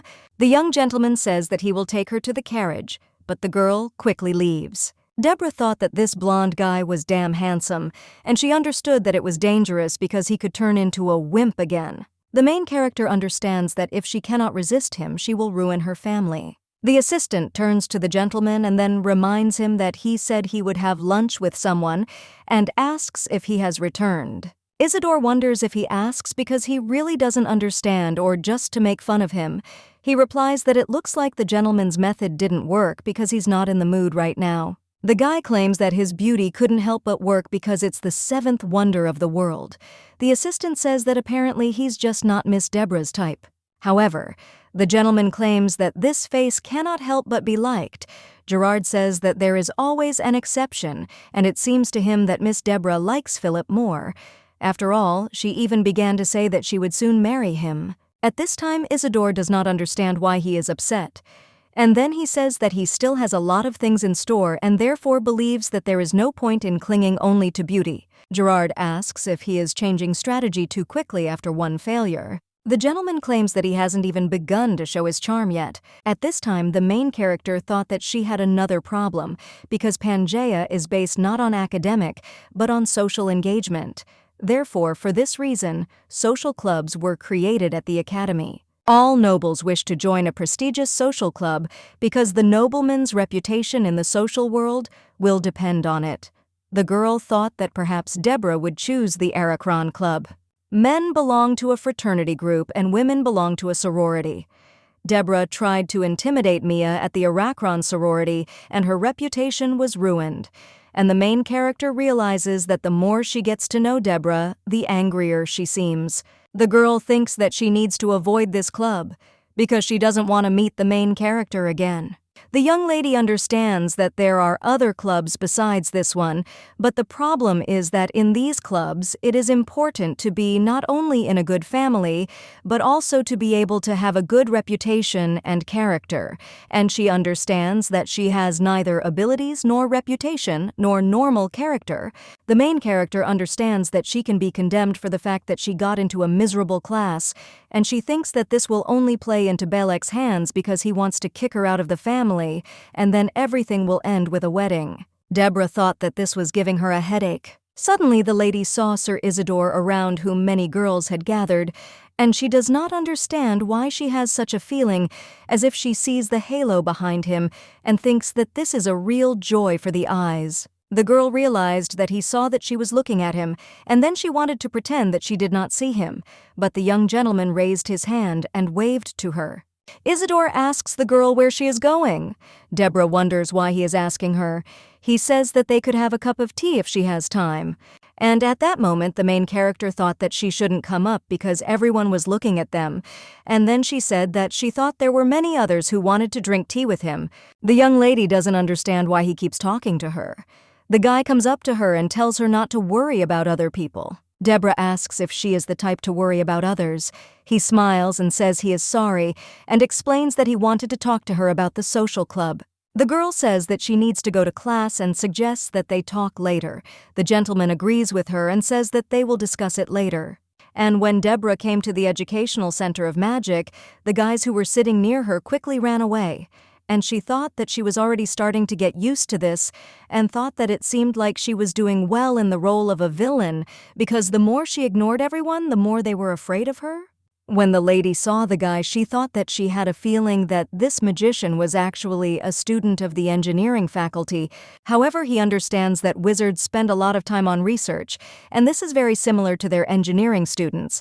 After all, they have a good salary, a lot of work, but no personal life. The main character does not understand what to do with people like her who do not know how to use magic. Magic formulas. Professor Kyle says that this is the material they should be working on this semester. He says that those who have no desire to learn or who do not have good knowledge will have a hard time in his subject. The professor says that today he will give them an easy test, and when they finish writing it, they can leave. Deborah thought that she was finished, because she didn't understand why they were writing this test, and she thought that she would only waste her time because she wouldn't decide anything anyway, and would stay there for a while and then go. The lady doesn't understand what's the point of deciding something if she doesn't even know how to use magic, and she thought that she would like to change the subject, but her father won't stand aside if he finds out that she changed her specialty. The girl does not understand what to do and what to come up with. The professor says that now they can begin. Deborah looked at the task that the teacher gave and then was surprised because it was very easy. After some time, the professor, when he winnowed the work of his students, was surprised because he saw a perfectly correct form. The assistant reports that this form belongs to Miss Deborah. The professor asks if she made someone solve the problems for her, and he thinks that he needs to call her and scold her. However, he understands that he cannot touch the daughter who is treasured by the head of the magic tower. The assistant reports that Deborah wrote the test first and left because she completed the test much faster than the others. The professor says that it looks like she's just lucky, and then throws her work on the floor and says that she's already lucky in that she was born into the Seymour family. The gentleman claims that all she needs is to calm her temper and get married successfully, and he does not understand why she came here if she does not even know how to use magic. And he thinks that it seems that the lady decided to memorize all sorts of formulas in order to get into the magic laboratory. At this time, the main character thought that this house had a huge library, and at their university they had even smaller ones. The butler asks the lady what books she is looking for.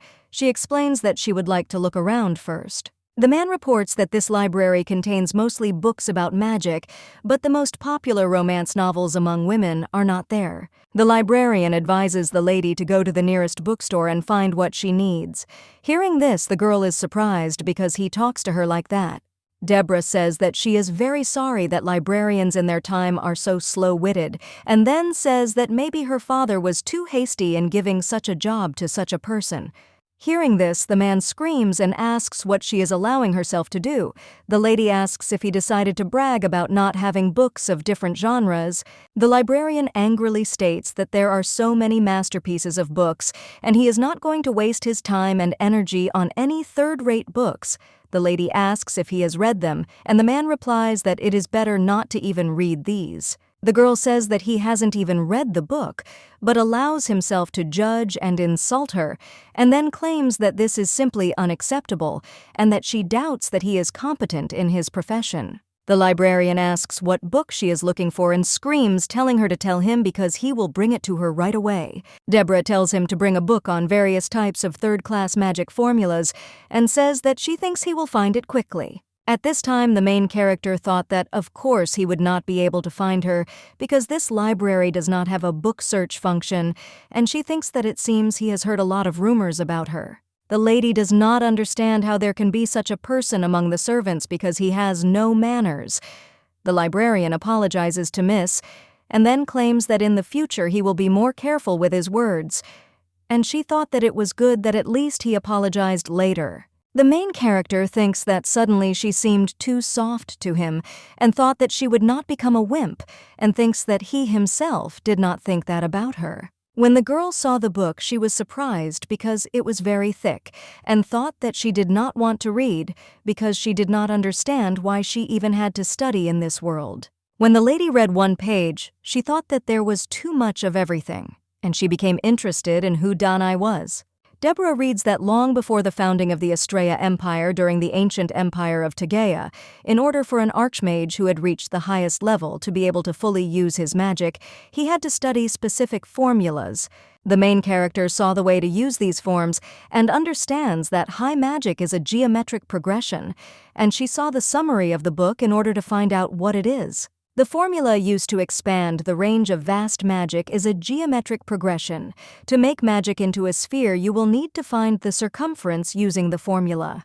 The lady understands that, in other words, magic is very closely connected with mathematics, and since she studied engineering, mathematics is easy for her, and she understood why the test was easy for her.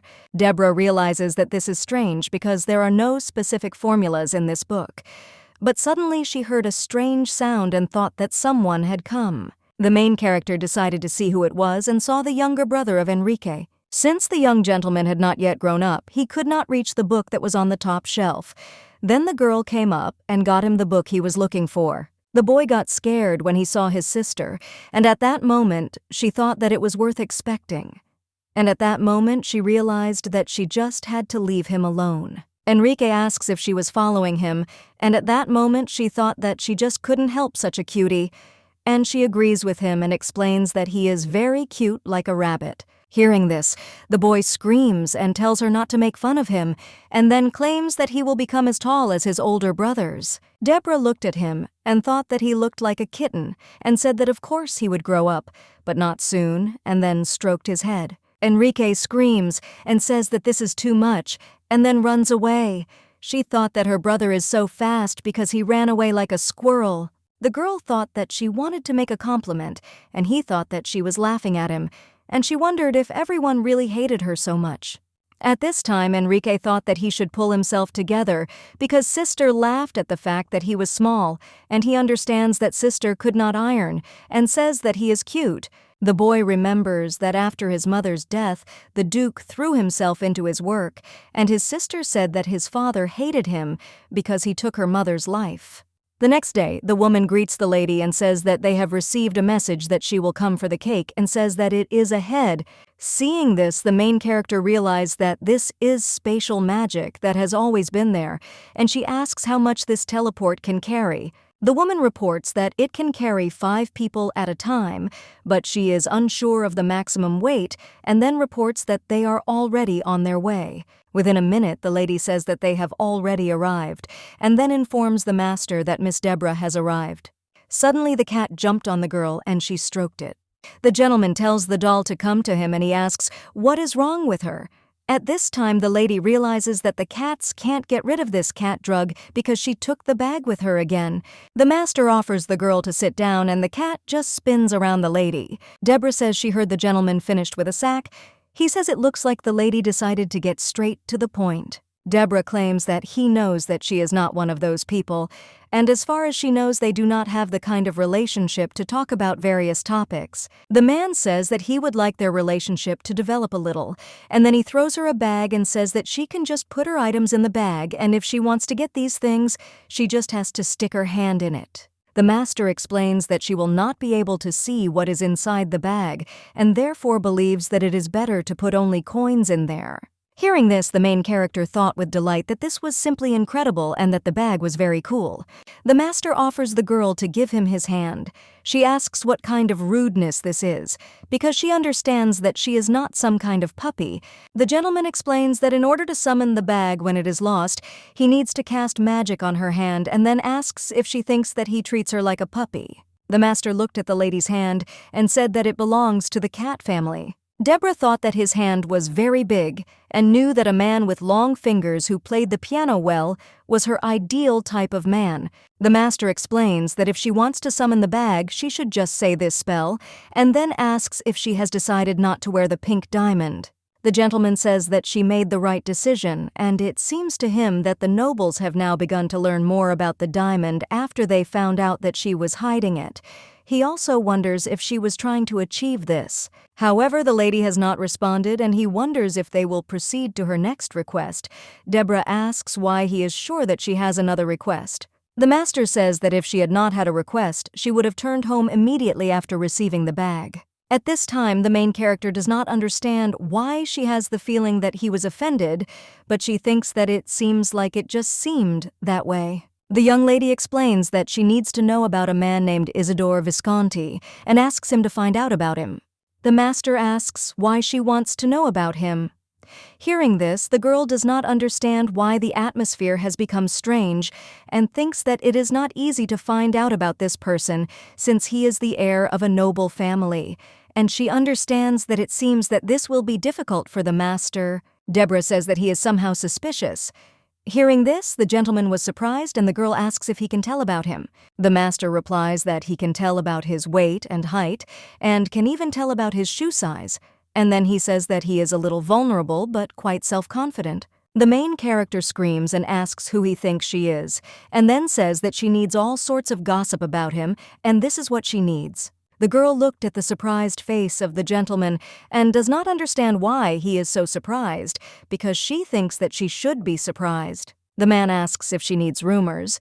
She tells him to find out everything thoroughly because she thinks he is a dubious person, and there is clearly something to dig up on him. At this time, the young lady thought that she needed to know about this because there was no information in the book. The master explains that he realized that he needed to know about Isidor Visconti because he is suspicious. The girl thought that he was in a bad mood. The man asks Miss if there will be any more assignments. The lady replies that she won't have any more, and then explains that she liked the smell of the tea, so she would like to drink it all. The master says that the price of tea is 1 gold coin.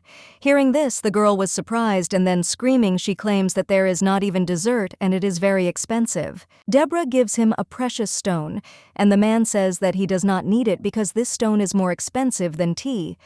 At this time, she does not understand why the master has a changeable mood, and she wonders what happened to him. The girl asks if this tea is sold in Maison. He replies that he is on break now and therefore will not answer work questions. The lady says it's a pity he's on break because she wanted to make a good suggestion. The gentleman suggests telling how she tamed the cookie. The main character explains that she can't say that because she thinks it will hurt her business. He says that the miss is very stubborn. She asks if he only realized it now.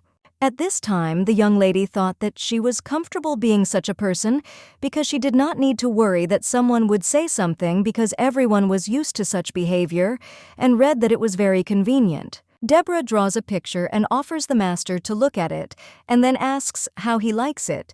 He wonders if it is a woman. The main character explains that this is an unusual drawing and very unique and says that this is a version of Starduck and this is the logo of her coffee shop. The teacher asks if she drew it herself. The lady explains that she did it during the lesson and says that she is thinking of opening a dessert shop with this logo. The gentleman says that a logo for a store is something grand. Deborah says that she thinks it is necessary because she plans to open more than 100 such stores throughout the empire and even on the island. The girl says that when people look at the color purple, you want them to reflexively remember this logo. The man says that it takes a lot of people and money and thinks that even the emperor can't do it. However, the lady says that she doesn't need a lot of people for this. After all, she can let others take the name of her store. Hearing this, the gentleman was surprised, and the girl explains that the main thing is to make the first store popular, and then the work will go easier. Deborah says that he can also open his own coffee shop. After all, she believes that for those who are afraid to take risks, it is easier to open a store with a menu and interior that has already become popular. Since she understands that in return, she will be able to get good interest, the master says that the more places open, the more profit she will make. The lady claims that the more branches, the greater the demand for wholesale flour and tea leaves, and then she says that she will also be able to directly manage the products and supply them to the other branches.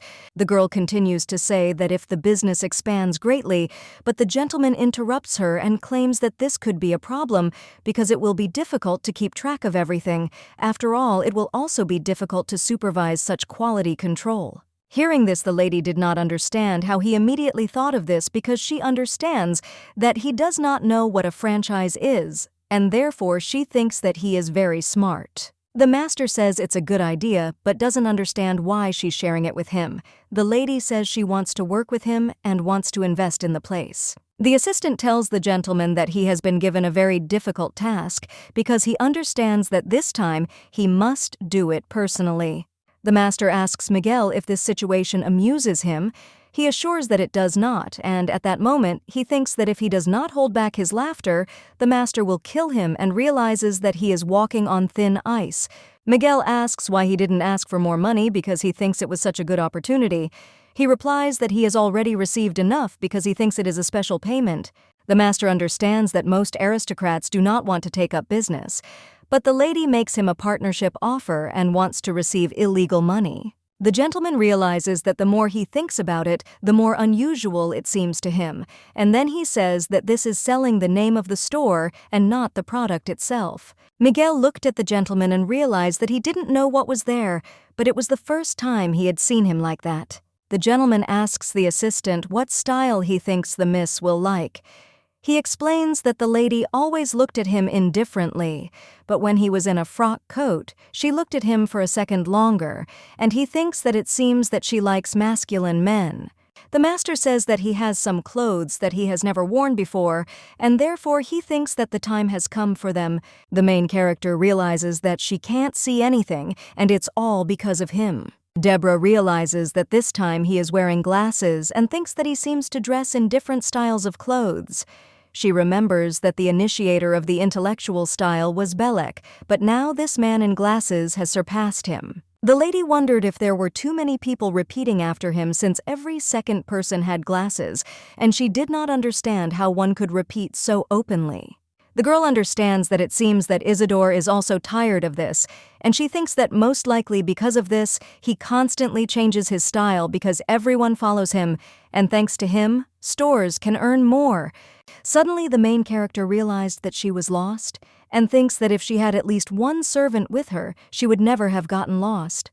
And she wondered why Deborah didn't have a right hand. The main character remembers that Deborah had servants, but they simply could not stand her character. However, she knows that this year 2 new ones came, Meli Mayans and Aisha Dochi. The girl knows that in the novel during the trial they complained about Deborah and said that she made them do bad things, and therefore they made Deborah even more evil, and the lady thinks that it is better for her to do without them.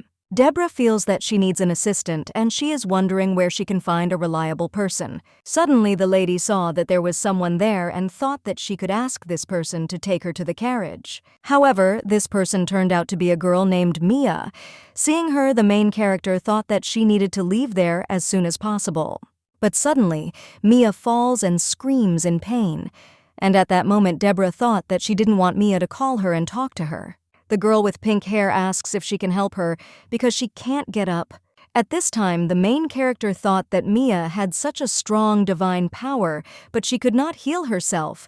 But she looked at her leg and realized that she was really hurt and then decided to help her. Suddenly, Philip screams and turns to Miss Mia and asks if she can get up. Seeing him, the lady does not understand where he came from and understands that it may look like she pushed her. The prince lifted the girl up and said that Deborah had been quiet all this time, and then asked what she had been planning. At this time, the main character thought that she knew it would be like this. Philip asks if she knows what to say and says that it doesn't matter how obsessed she is with him, and then asks how she could even think of pushing Mia in front of his eyes. Deborah explains that Mia tripped near a tree and fell, and she tried to help her, and then tells the girl to say that it is true. Mia says that it is so. But Philip claims that she made her say so. At this time, the lady thought that she was going crazy. The prince turns to Mia and says that she does not need to protect Deborah because she is afraid of her. Hearing this, the main character screams and claims that it is true, and then says that she has already said it twice. Philip asks Deborah if she thinks that Montez's heir chosen by the spirits of water and fire is so stupid as to believe such nonsense. Then he tells her to apologize to Miss Mia. The girl does not understand why she should do this, since she did nothing, and asks why she should apologize, and at this time she understands that this happened because her body reacted. Philip insists that she apologizes right now. The main character realizes that her body does not obey her and she cannot move. Suddenly, Isidor Visconti appears and tells the prince to stop. He says he didn't know Felipe was so reckless, and then asks how he could talk to a lady like that. The prince tells Isidor to move away. Standing behind the guy, the main character sighed with relief because she was released. Isidor claims that he is not going to leave Philip, claims that it is none of his business, and suggests not to interfere. The boy asks how the night could pass by someone threatening the lady. Philip asks how much he saw. He replies that since he boasted about being chosen by both the gods of the spirit of water and fire. Philip says that it's enough to mock and asks if he wants to shame him. Hearing this, the girl thought that Isidor is good at arguing. Suddenly, Deborah felt hot, and Isidor said that it seemed the prince had nothing more to say, and he decided to use force. The main character looked at the guys and realized that they were now competing with each other, and she did not understand how they had gotten to this point. Mia turns to Philip and says that she can't breathe. Hearing this, he asks if she's okay and then puts out his fire. Mia says that she feels better. The prince turns to Isidor and says that he does not understand him because he defends Deborah, even though she offends another girl when no one sees, and then turns to the lady and claims that he will definitely make her apologize. Isidor asks why he is silent, and he himself started shouting at the top of his lungs, and then he turns to the pink-haired girl and asks if Miss Deborah did something for which she needs to apologize. Mia answered briefly that no. The young master thought that was great since the problem was solved. Philip angrily asks what he just said. Isidor asks how can Miss from an unknown family force Miss from the Seymour family to apologize when she did nothing, and he thinks that this is simply unacceptable. At this time, the main character thought that Isidor was well versed in how and what to answer, and therefore believed that she had something to learn. The guy with the blonde hair says that if the gentleman has nothing more to say, then he can go, and asks if he doesn't need to check the condition of the Miss's knees. The prince tells Isidor that he will regret what he did. Hearing this, the guy says that one would think that they had a normal relationship before, and he wonders what he is even talking about. Isidor turns to the lady and asks if she is okay. The girl nodded her head in agreement, and at this time does not understand why she is so awkward, because she has a feeling that she is the culprit of the fight. The guy tells the girl that she has turned pale, and at this time she does not understand why the gentleman is so close to her. And then she explains that she has always had such pale skin. Isidor suggests that they return first, and then says that he will take the lady to the carriage. He offers her his hand and tells her not to be stubborn at least until they reach the carriage. At this time, Deborah thought that when they were standing with Philip, he seemed like a slightly flighty person, but she realized that now he was somehow cold-blooded, and it seemed to her that he was angry with her. The main character asks why he helped her because she believes that he could not have failed to hear what kind of person she is. The guy explains that he is a knight, and also reminds her that she told him that he is very curious. The assistant asks the owner in surprise where he was. The gentleman says that it is not important, and orders him to open the carriage, and then turns to the lady and asks her to forgive him in advance, and takes her in his arms, and then puts her in the carriage and wishes her a good journey. At this time, the girl does not understand what it was, and she wants her heart to stop beating. She tells the guy that she is now in his debt. Isidor tells Miss that at such moments it is enough to simply say thank you. Hearing this, she thanked him. When the young master heard the words of gratitude, he thought that it was too kind for the Villainess. The girl understood this from his facial expression, and then says that she herself was surprised that she thanked him, and she claims that she is not one of those who will thank him because she can only say thank you when the crayfish whistles on the mountain, and she is definitely a bad person. Isidor says that it is an honor for him to help her, and then says that she can go and have a good rest. The guy says that it would be good if she set the radar to normal men. Deborah understands that this idiotic Philip is not her type, but she knows that Mrs. Sincere love for Philip has a very long history. In the evening, when Ophelia was treating the lady's knee, she said that for bright light around there needs to be a lot of darkness, and if there is a good character nearby, there must be a villain, and therefore she believes that Mia should shine brighter. The maid says that after some time, the nobles became loud, and everyone was discussing how Deborah had mocked her, and that dear Philip had protected her. Ophelia says that as expected, everyone was discussing this topic heatedly because Miss Seymour was involved, and for the nobles, such information is much more interesting than the fact that Mia heals people with her powers. The maid suggests that the mistress remember that the secular world is very interested in gossip, and therefore she believes that the mistress should prepare herself because Miss Deborah will now mock her more. Mia says she doesn't even know because Deborah Seymour is so quiet, and she thought she even had to put on this whole show to get her attention.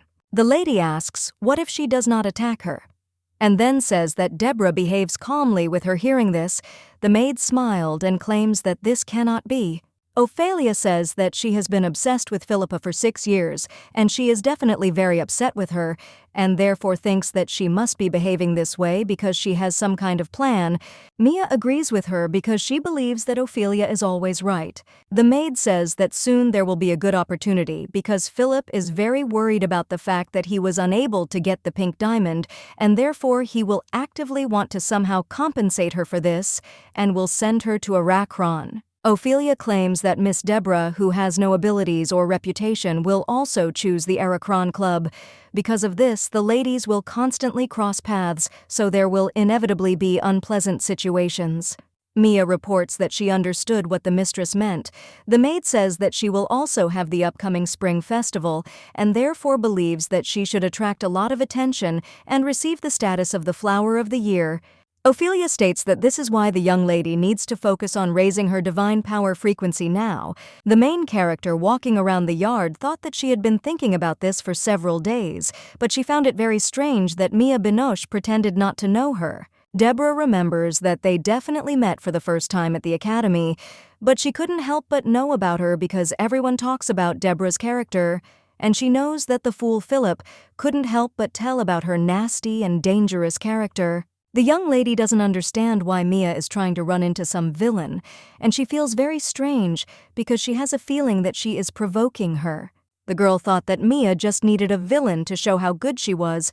When Deborah went out onto the balcony, she was surprised to think that they had tried hard to create such beauty. The father asks his daughter how she likes it, and then he says that it is much more beautiful than any diamonds and asks if it is so. The Duke explains that he hired several people and they brought valuable plants and seeds from different countries. And now it is so bright there, and he has a feeling as if a rainbow will appear now. The girl thought that it seemed like he also liked the garden and thought that it was truly an amazing sight.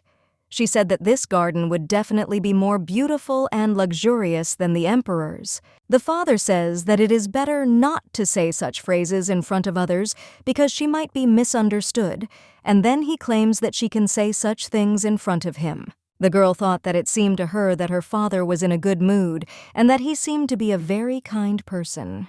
The daughter asks if they can take a closer look.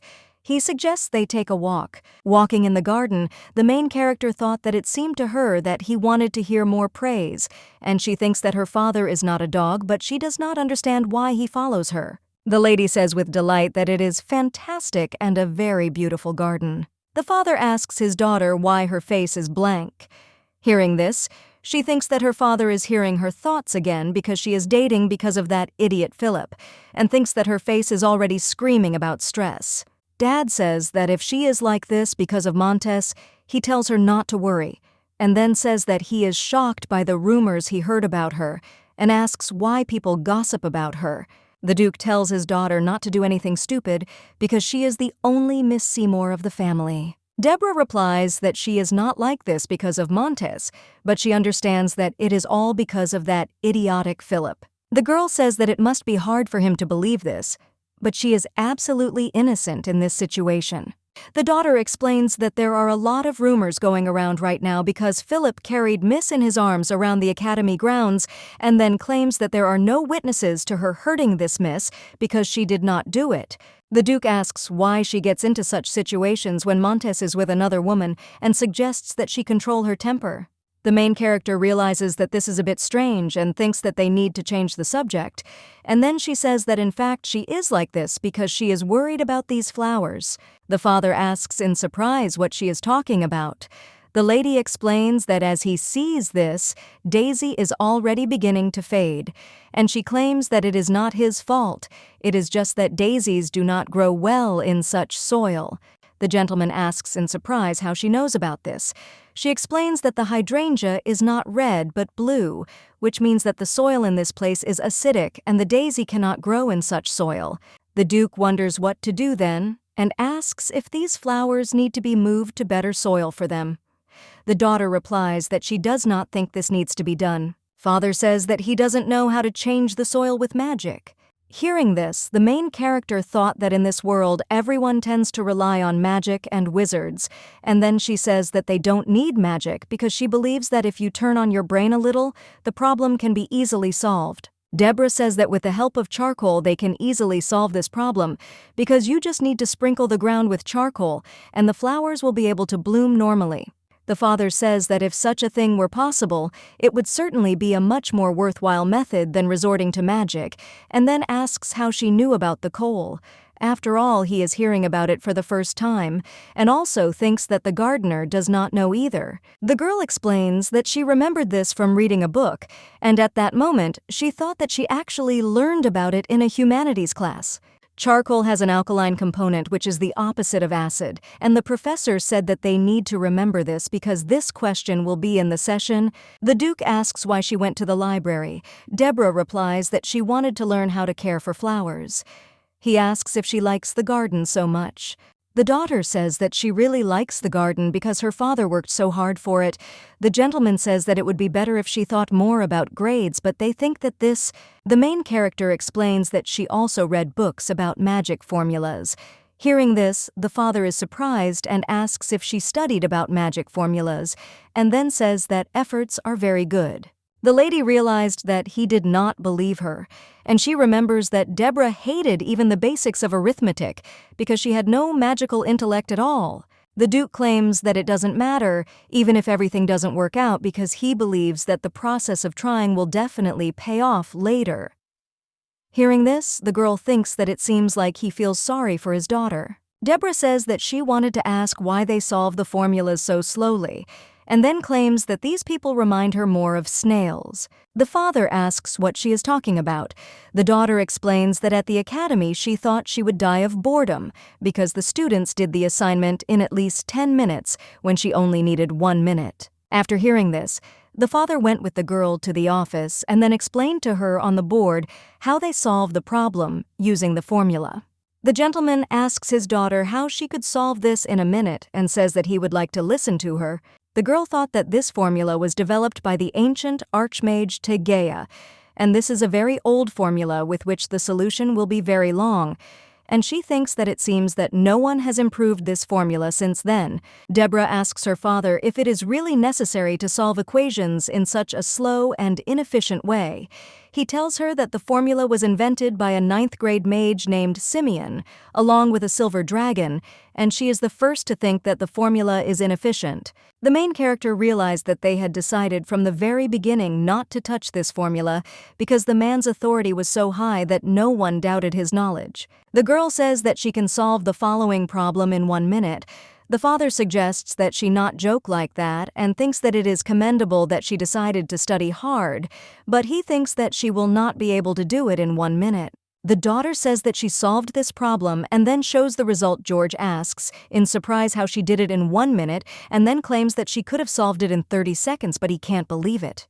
Deborah realizes that this problem was about Homeric progression, and this is 2nd grade high school math. Father says he doesn't know how she did it, but if she could control magic, she would be an incredible battle mage, because she would be able to reduce the speed of her spells. The gentleman says that this is the first time he has seen a person solve a problem so quickly, and at that moment he thought that the speed of solving a formula is equal to the speed of casting magic. The main character thinks that if she had magical abilities, then she could simply become the head of the family, and she does not understand why Seymour's direct descendant cannot use magic, but she thinks that maybe it's even for the best. The girl understands that Deborah, due to her character, could use her power to finish off anyone she wants, but she still feels very sorry. The father says that it seems that she has found a way to solve such problems as easily as possible, and then claims that her personal method is very effective because she understands that it is impossible to calculate so quickly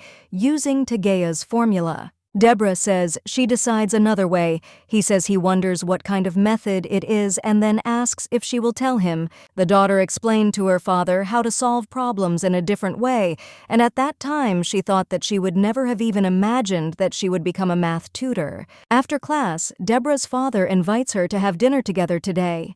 Seeing this, the girl thought that she had seen a lot in her life, but she had never had such shopping. The father invites the girl to choose any jewelry for herself. The gentleman says that today she proved with her activities that she is a descendant of Seymour, and for this, he wants to give her a gift. The main character saw a very large bracelet with a stone and thought that she wanted it. The seller asks Miss if she would like this jewelry and then says that she has excellent taste and she can try it on. The Duke turns to the shop assistant and asks how he dares to disrespect Seymour. He says that as far as he knows, even the imperial family bought jewelry from them and then claims that they were very disappointing to him. Hearing this, the boutique owner screams and asks for forgiveness and then offers to tell him what he needs to do to fix the situation. At this time, the girl does not understand what is wrong with this seller because she thinks that the service was not bad. The Duke asks if he can't figure it out himself, and then screaming says that his daughter wanted to buy up this entire part of the display case. His Majesty asks where it is seen that his daughter would buy only one bracelet, and asks his daughter if he is telling the truth.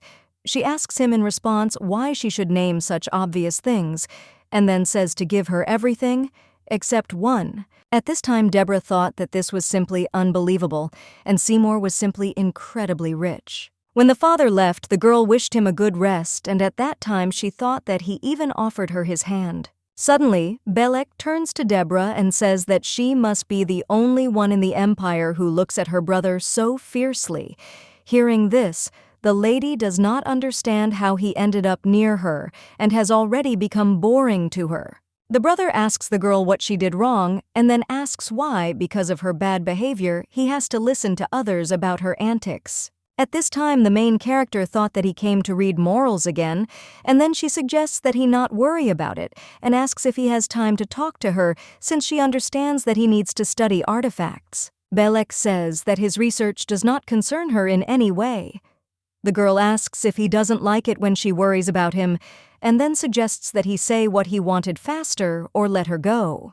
The brother says that it seemed to him that she began to spend too much time with her father. She replies that her father often comes to her himself. The gentleman asks what the reason is for this. Deborah asks in surprise if there must be a reason for this, and then claims that her father simply enjoys spending time with her.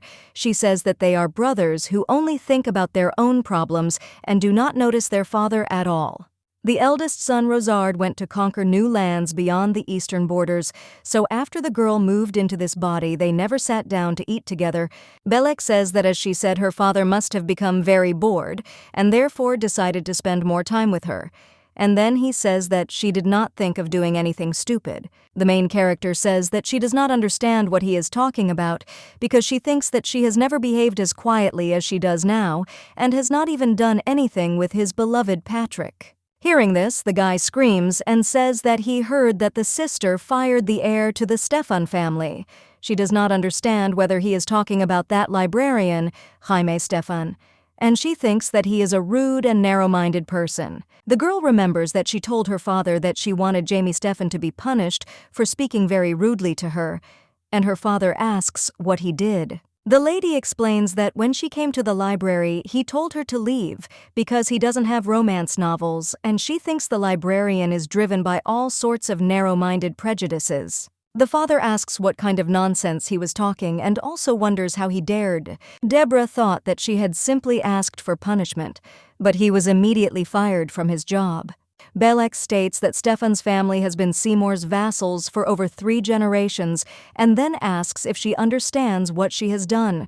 He asks her to get into her empty head that her impulsive actions are hurting their family. The main character realized that he was very angry because Stefan was his personal vassal, and she believes that he was afraid to approach his father with this issue because he was afraid of quarreling with him and therefore decided to terrorize her. Deborah replies that he was incompetent in his job anyway, and he couldn't even answer her simple question. Then she asks her brother where the book Imperial Politics and Economics is in the political or economics section. However, the brother could not answer this question, and the girl says that she does not often go to the library, but immediately realized that he does not have a system for classifying books. The main character claims that, on the other hand, he went to this job every day and did nothing about the obvious problems, and believes that this shows that he is not very good at his job. Belek objects and says that in their library all the books are distributed in the most efficient way. The girl asks how she can find a book if she knows the author but not the title. The young lady thinks that the task of the library is to find a book as quickly as possible, and Jamie was unable to cope with this task, and therefore she can say that he used an ineffective method. However, Belek claims that this is not the case and says that she fired him to spite him because she believes that there are no other options. Deborah suggests that he not worry because she will soon find him a good replacement. Hearing this, the guy says that it turns out that she can bluff and then suggests that she just watch her behavior and finally give up Montes.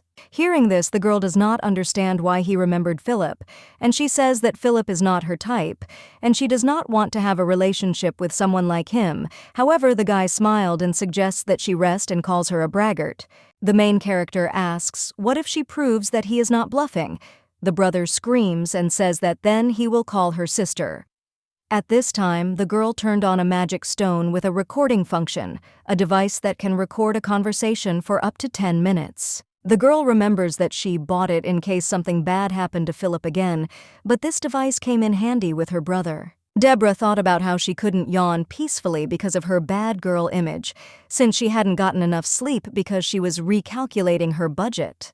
Suddenly, the girl heard a conversation where someone was addressing Erin and saying that her house was destroyed and also asking what she was doing at the academy and whether she was ashamed. The main character saw a guy who was kicking a girl with a book and asking if she thought she could exist thanks to the program for gifted people. The girl asks him to give her her things, and he asks what kind of woman is interested in the basic formulas of magic, and then asks if she doesn't understand that women can't do this, and only men can do it. Suddenly, the guy rips the book apart and says that it's pointless and asks if it is, and then suggests not to do such nonsense because she needs to get married on time. The young gentleman says that now Aaron is all so sweet, but suddenly he felt pain and screamed, and then asks what is going on there. Deborah tells him to shut up and then says that he's making her ears curl up.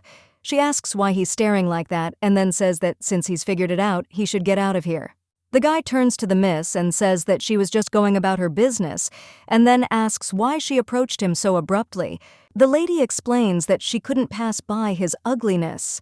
Hearing this, the guy screams and asks what she said and then says that even though she is the daughter of the Duke of Seymour, this doesn't mean that she has the right to say such things. Deborah says that there is no other way with him because he said that women are weak and then asks who, according to his logic, is a man. The young master explains that he was not talking about her specifically. Then he says that statistically, women are weaker than men, and there are far fewer female combat mages than men. A girl hits a guy. He screams and asks what she's doing and why she's hitting him so hard. She suggests testing his stupidest, most absurd hypothesis and seeing who's better at arithmetic. Then she asks the guy if he's scared. The young gentleman replies that he is not afraid and suggests trying anyway. Deborah asks questions, and for every wrong answer she hits him on the head. And when his whole head was in ghouls, he asks for forgiveness for what he said earlier. The lady says that her eyes are tired of looking at his ugliness and then tells him to get lost. She understands that the guy doesn't even know the basic multiplication table. The main character looked at the girl and saw that she was very afraid. Deborah thought that this lady thought that she would also mock her, but she thought that in any case today, she once again showed everyone how evil she was. Sitting in class, a young lady thought that the weather was very nice today, and the professor asked if everyone understood that the test had to be taken honestly, and then he said that if anyone begged them for answers, they should definitely tell him about it. At this time, the girl realized that he had just looked at her and thought that he meant her. The professor comes up to Deborah and tells her not to do that again. He explains that he is talking about how easily she passed the test and asks her not to do that again because it is hurting the whole class. The young lady asks in surprise what she did. He replies that she copied the students' answers by deception and thinks that it seems she decided to cheat in this way because the students did not want to help her. The professor claims that she should not behave like that in the future. The main character asks how he can claim such a thing when he has no evidence. The gentleman asks in surprise if she is asking for evidence, and then he says that everyone already knows that she is quite incompetent and is only holding on there, thanks to her father. And he asks who will believe that she suddenly started studying well because he thinks that it is even funny to discuss anything about evidence and proof. The professor says that it is unpleasant to see misses like her who only think about appearance and how to cheat on time. Deborah says that it seems he has said too much to her. He asks what he said wrong and then says that in general she can behave according to her character and can immediately hit him. At this time, the main character realized that he wanted to deliberately provoke her so that she would slap him and rumors would immediately start spreading about her. Deborah's reputation is at rock bottom, and so he wants to piss her off because he knows the public will side with him. The gentleman asks the lady if she thinks the Duke will protect her. He also asks if she knows that the wizard's tower has no effect on them. Then he says that if she continues to behave like this, he will tell the dean about everything. The main character understands that he is talking about her uncle Marquis Bert, who works as a dean, and believes that this makes the situation easier. The girl asks if he insists that she cheated, even though she understands that there is no clear evidence of this, and then she says that they have nothing more to talk about because first he needs to prove her guilt. The professor screams and asks how she can be so rude to her elders, and then says he will find evidence. The lady asks how he will do that. The professor gathered the teachers and screamed that there was corruption involved. He asked how she could solve all the problems in 30 minutes and claimed that Miss could not solve the task herself. The man says that last week Deborah passed the test first, but before that she had not shown such success. He thinks that it must have been Professor Kyle who gave the answers in advance, and he pretended that he did not like it all while secretly helping Deborah. And the gentleman claims that this is the only real version of what happened because he believes that the main problem is the Seymour family and asks if it is not the Duke who helps his daughter in everything. The man claims that as a wizard he is intelligent and cool-headed, but due to the influence of personal relationships, he begins to doubt his qualifications. The gentleman asks William if his words are too bold because he believes that Duke Seymour is a 7th-level wizard and it is impossible to even fight with such a person. The young gentleman wonders if they should now turn a blind eye to injustice because he believes that even Seymour should be held accountable for his actions. William thinks that a letter should be written asking for Miss Deborah to be expelled from the Faculty of Magic because he thinks that it is enough to see how she is given preferential treatment because of her origin. The professor wonders how long one can look at a person who can't even use magic but is there only because of his father's power, and then he says that he supports William. The gentleman says that he no longer wants to look at this ruthless and rude woman in their faculty. After some time, the butler told her master about the rumors. Hearing this, he does not understand where this rumor came from. The professor asks the assistant if there is any evidence that Deborah threatened the students, but suddenly he sees the Duke come to him without knocking. The gentleman turns to the dean and says that there has been a lot of noise here lately, and then asks if he can do his job. The Duke showed him a petition that stated that Professor Kyle had brazenly leaked all of Miss Deborah's answers to the test, and they suspected that the Seymour family was involved. George offers to explain to him what kind of petition this is. The dean apologizes and the gentleman asks where Deborah's work is. The gentleman looked at his daughter's work and thought that there were many complex formulas for finding the total amount of mana and said that even a genius would not be able to solve it all in such a short time. Professor Kyle claims he did not leak the answers. The dean says that this is his assumption, and he thinks that perhaps she hired 3 people who were solving different problems at the same time. The Duke says that he thinks that such a deception would be easy for them to detect. The professor asks if Seymour might have some artifact that would allow her to deceive them, since he knows that Belek is a master at creating new artifacts. The gentleman claims that in any case they have no evidence, because he believes that if Belek had something like that, he would have long ago become the head of the Seymour family. The dean says he doesn't know if Seymour is involved, but he can't let it affect the academy's reputation. However, he knows he needs to meet his niece anyway. When Deborah came to the dean's office, she thought that she had not even imagined that he would act so quickly, but she believed that this would only benefit her. Marquis Bert tells the girl that she is becoming more and more like Marianne. The main character remembers that when she was little, her uncle gave her a ring with a stone that was one of a kind for her birthday. The girl thought that maybe this man also loved her mother and she does not understand why she has these memories. However, she thinks that it looks like a love triangle like Rosard and Belek. Deborah realized that he left the mansion so that his beloved woman would be happy, and this is the heartbreaking love story of her uncle. The main character understands that while his twin brother is the main one in the Wizard's Tower, and also the head of the Seymour family, he went to the academy to deal with all sorts of good-for-nothings like her, and they even stole the woman he loved from him. The dean shows the girl a petition that is related to her. He tells her to tell everything as it is without any lies if she wants to continue studying at the academy. At this time, the young lady thought that he had the genes of the Seymour family, and he was also so cold-blooded. Marquise Betre says that he accepted her from the beginning because everyone in his family is strong in magic. And so because of the bloodline, he believed that one day she would become a sorceress, and he hopes that he will hear an answer that will not disappoint him. Deborah says that she doesn't know what answer he expects from her, but she is outraged by this whole situation. And then she claims that she solved these problems herself, and she is accused of bribing the professor, and she is almost called a sinner. The girl asks how it is possible to humiliate a person without any evidence, and then says that she will not accept it. The dean asks if she wants to say that she is not guilty and this situation is unfair. She answers that she wants to reveal the truth and offers to prepare any tasks for her because she will prove to everyone that she did not cheat. The main character claims that this is the only way to restore her honor and reputation, and at that time she thought that her reputation has nothing to lose. The dean says he hopes she can prove her innocence to everyone. At this time, men have gathered at the Upsilon Social Club.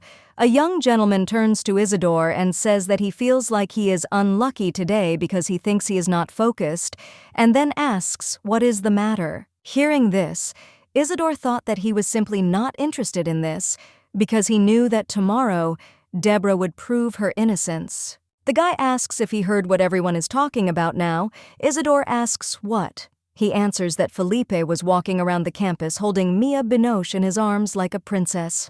The young gentleman says that this is a very unpleasant sight and asks if he knows what happened next. He says that the most interesting thing is that after this, Mia decided to join Arachron. The gentleman asks if she is not from an ordinary family because he thinks that in this club, noble pedigree is not the most important thing. Derek says that he heard that Mia Binoche demonstrates her healing abilities everywhere, and it seems to him that people even call her a saint. Hearing this, Isidor thought that Philip's behavior was completely atypical. The guy says that it is true that she is so strong and he heard that she constantly helps others, but they will soon check it because before the Spring Flower Festival, high-ranking priests measure the divine power of their students. Isidor asks if everyone remembers why they gathered today. Derek says that he completely forgot because of the cards and asks if he wanted to tell him about the new member of their club.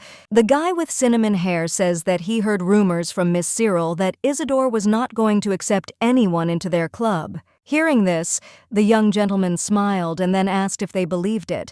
The guy with dark hair said that of course it was not true because he said so, because he did not want to accept Miss Cyril into the club.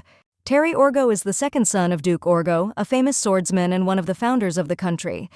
Unlike his older brother, Dear Orgo, he has an extremely frivolous nature. Isidor says that their situation simply changed and they had to start recruiting because a member suddenly left them. However, the guy understands that this is a real lie because in fact he threatened and kicked the man out of the club under the pretext of copying his academic work. However, he understands that the owner has not been doing anything lately except for Miss Deborah's affairs. Isidor says that firstly he would like to talk about the beautiful, and he would like to emphasize that the new participant should be as beautiful as he is. The guy thought that if he himself does not praise you, then no one will do it. It became strange to him how he can talk about himself because he understands that just a little more, and he will not be able to hold back his laughter. The gentleman suggests talking about the new member and asks what talents he should have. Thierry asks why the winner doesn't choose a candidate and then says that some of the club's leaders, including him, have gathered there and therefore they can make a decision on enrollment. William asks who they will start with. Then he says that his candidacy is joining as a new member of Upsilon and explains that he does not see the cards of the other members. The guy claims that he is nominating her for Siren Balak because he thinks that she is good at magic and therefore she will fit in well with their club, and then asks if that is true. He says that even the fifth princess liked her. Fifth princess Vivian, Heister, the only younger sister of the crown prince and the head of the women in the club and Upsilon. William says it's not a bad option. Isidor says that not everyone has shown their cards yet.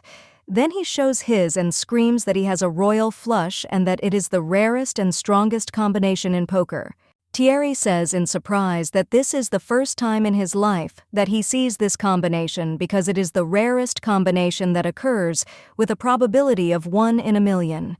And he says that he does not believe his eyes. Isidor says that he can have everything, and at that time he thought that of course he got this combination with the help of magic. However, he knows that the members of Upsilon agreed not to use magic in gambling. After all, he had not used magic before either, so everyone believed him. William asks who his candidacy is. He replies that unfortunately he has no options because he has a person in mind but has not yet discussed this topic with him. Thierry asks who in this world could refuse him. He asks why such curiosity, and then says that in exchange for his victory they must visit this place. The guy asks in surprise what it is, and also wonders if it is a truth commission. He says that he knows it is because of the recent incident with William Raymond, and asks if Miss Deborah is in trouble again. William asks if he thinks Seymour is in trouble this time, and says that it's just that some of the students are studying, and some are just lazing around, and these two different people like Philip. The gentleman says that he shouldn't be so sure because no one knows what combination of cards he has until he shows the cards himself. The next day, a commission to establish the truth met. The main character thought that William Demont and all these people want to disgrace her since they chose such a huge room and thinks that they prepared well. Deborah doesn't understand why they called such important people because there was a dean, a vice dean, and 4 other professors there, and she understands that all the high-ranking people are there. When the girl saw Isidor Visconti Thierry Orgo and the 5th daughter of the Emperor Vivienne Histek princess, she was surprised because she thought that this was the imperial family. She wondered why all these busy people came to this place. The main character does not understand why so many people came and why it attracted their attention, and she thinks that everyone is looking at her. Thierry thinks that this is great, because if the leadership of Ipsione says anything about this commission, it will greatly affect the social society, and he will definitely reveal the truth about the corruption of the Seymour family. The professor suggests starting and says that while he writes down the solutions, Miss Deborah will be writing the answer in parallel, and he claims that then no one will be able to cheat. And the girl quickly began to write answers and then turns to the professor and asks if he is too slow. And at that moment she thought that high school problems can be solved with your eyes closed. Deborah says that she decides this even faster. Her hands just don't have time to write it down. The professor asks the vice dean if Miss Deborah has solved the problem correctly. He replies that everything is correct. Hearing this, the professor was surprised and screaming asked how this was possible, and then asked if it was possible that she had decided everything in advance. After all, he didn't understand how she was able to answer 5 tasks so quickly when a long solution was required. Deborah claims that she answered everything correctly. The professor is surprised and says that he cannot believe it. The girl says that now that she has proven everything, it is time to hold him accountable for what he did to her honor. However, the man screams and says that it was impossible to solve everything so quickly, and since he thinks that these are difficult tasks, he then claims that black magic was involved. The gentleman suggests that he watch his language because he would immediately reveal the lie, and asks if he wants to say that he and all the assembled professors are blind. And the man turns to William and says that he made them believe the miss without any evidence, and says that he will forbid him to attend his lectures. The dean says that William will be severely punished for slander, and then turns to Miss Deborah and asks if she can explain to them how she decided it. He says that people will be very interested to hear because she solved the problems very quickly and accurately. The main character asks why she should tell, and then explains that William wrote the petition without any evidence, simply because she quickly solved the equation, but no one accused him of having no evidence. The girl says that, on the contrary, it seems like everyone was only willing to support him in this, and then she asks if they want to hear what Professor Kyle told her. Deborah turns on her microphone, in which she can hear the professor's voice, and what he says is that he doesn't like to see people like her who only think about appearance, and then suggests that she not stick to the magic faculty like some kind of leech. The lady explains that Balek once gave her an artifact with a sound recording function, and she didn't think that she would have to use it. The girl screams and asks if it is possible to say such things to the students, and then says that she is disappointed because she respected the professor all this time, but after what she heard, there is no need to respect him anymore. Deborah says that as they see, she was attacked by both professors and students, and she is the only one there seeking the real truth. The lady says that it is true that she has been studying the new formula diligently, and asks why she should reveal the new improved formula that she has worked so hard on. Hearing this, the lords cannot believe how she could improve the formula invented by the archmage with the dragon. The dean asks the girl if she has improved the formula. Milady replies that she has found a way to quickly solve problems, and then claims that they are all too fixated on the foundations.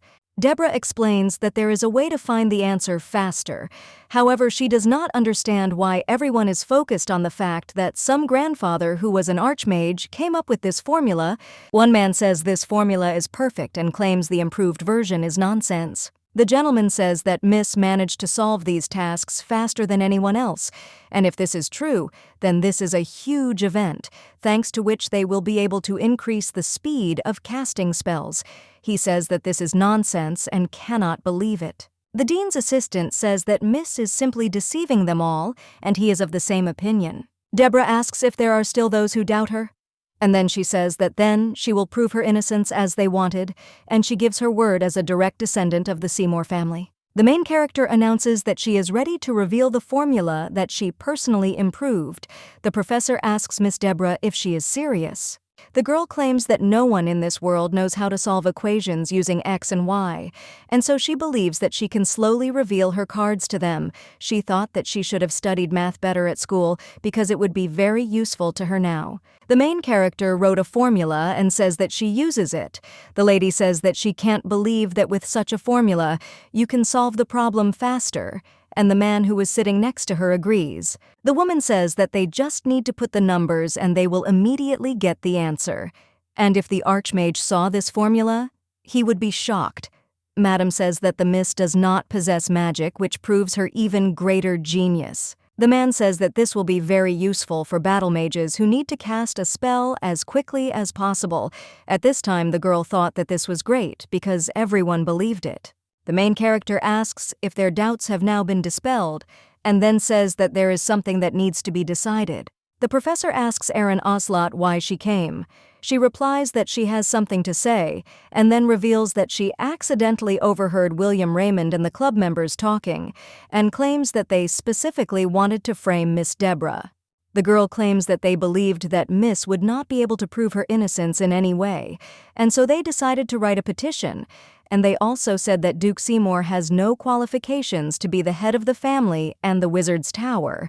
Hearing this, the main character turns to William and asks how he dared to use her to insult her father. The young lady claims that it was very cruel of them and too stupid.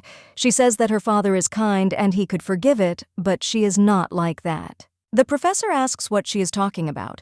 The lady explains that it means that William and everyone involved in this situation will be held accountable for everything they did.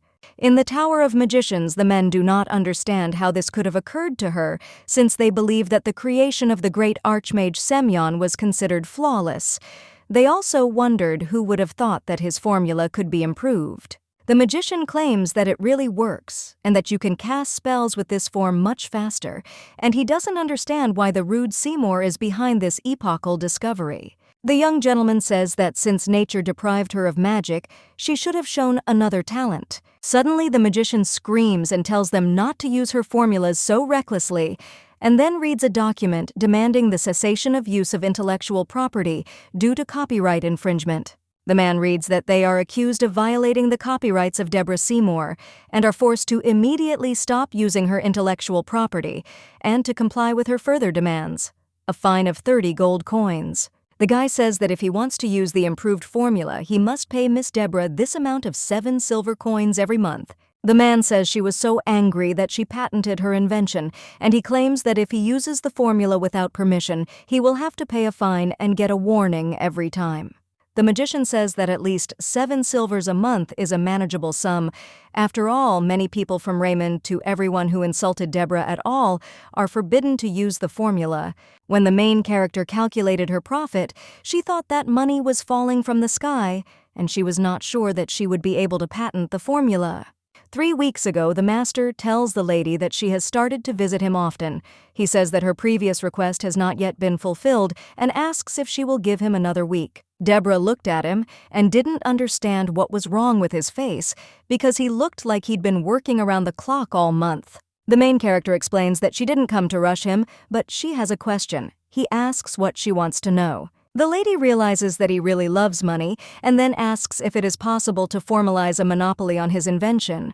He asks if she means a patent. The master explains that this is possible if she gets permission from the Ministry of Justice. After all, 300 years ago, a similar case happened in the Visconti family. The man explains that he also sometimes files patents for alchemical developments or new artifacts. Deborah asks how much and shows her a bag of jewels. He replies that he is more interested in what she wants to patent than in the jewels. The master says that if she satisfies his curiosity, he promises to help her do everything in the best possible way as a trusted person. The main character agrees with him and says that they will enter into a non-disclosure agreement about this information. The master says that if everything goes smoothly with the patent, he will also lay claim to 20% of her proceeds from it. The lady asks if he's stunned and then claims that she is, after all, a member of the Seymour family.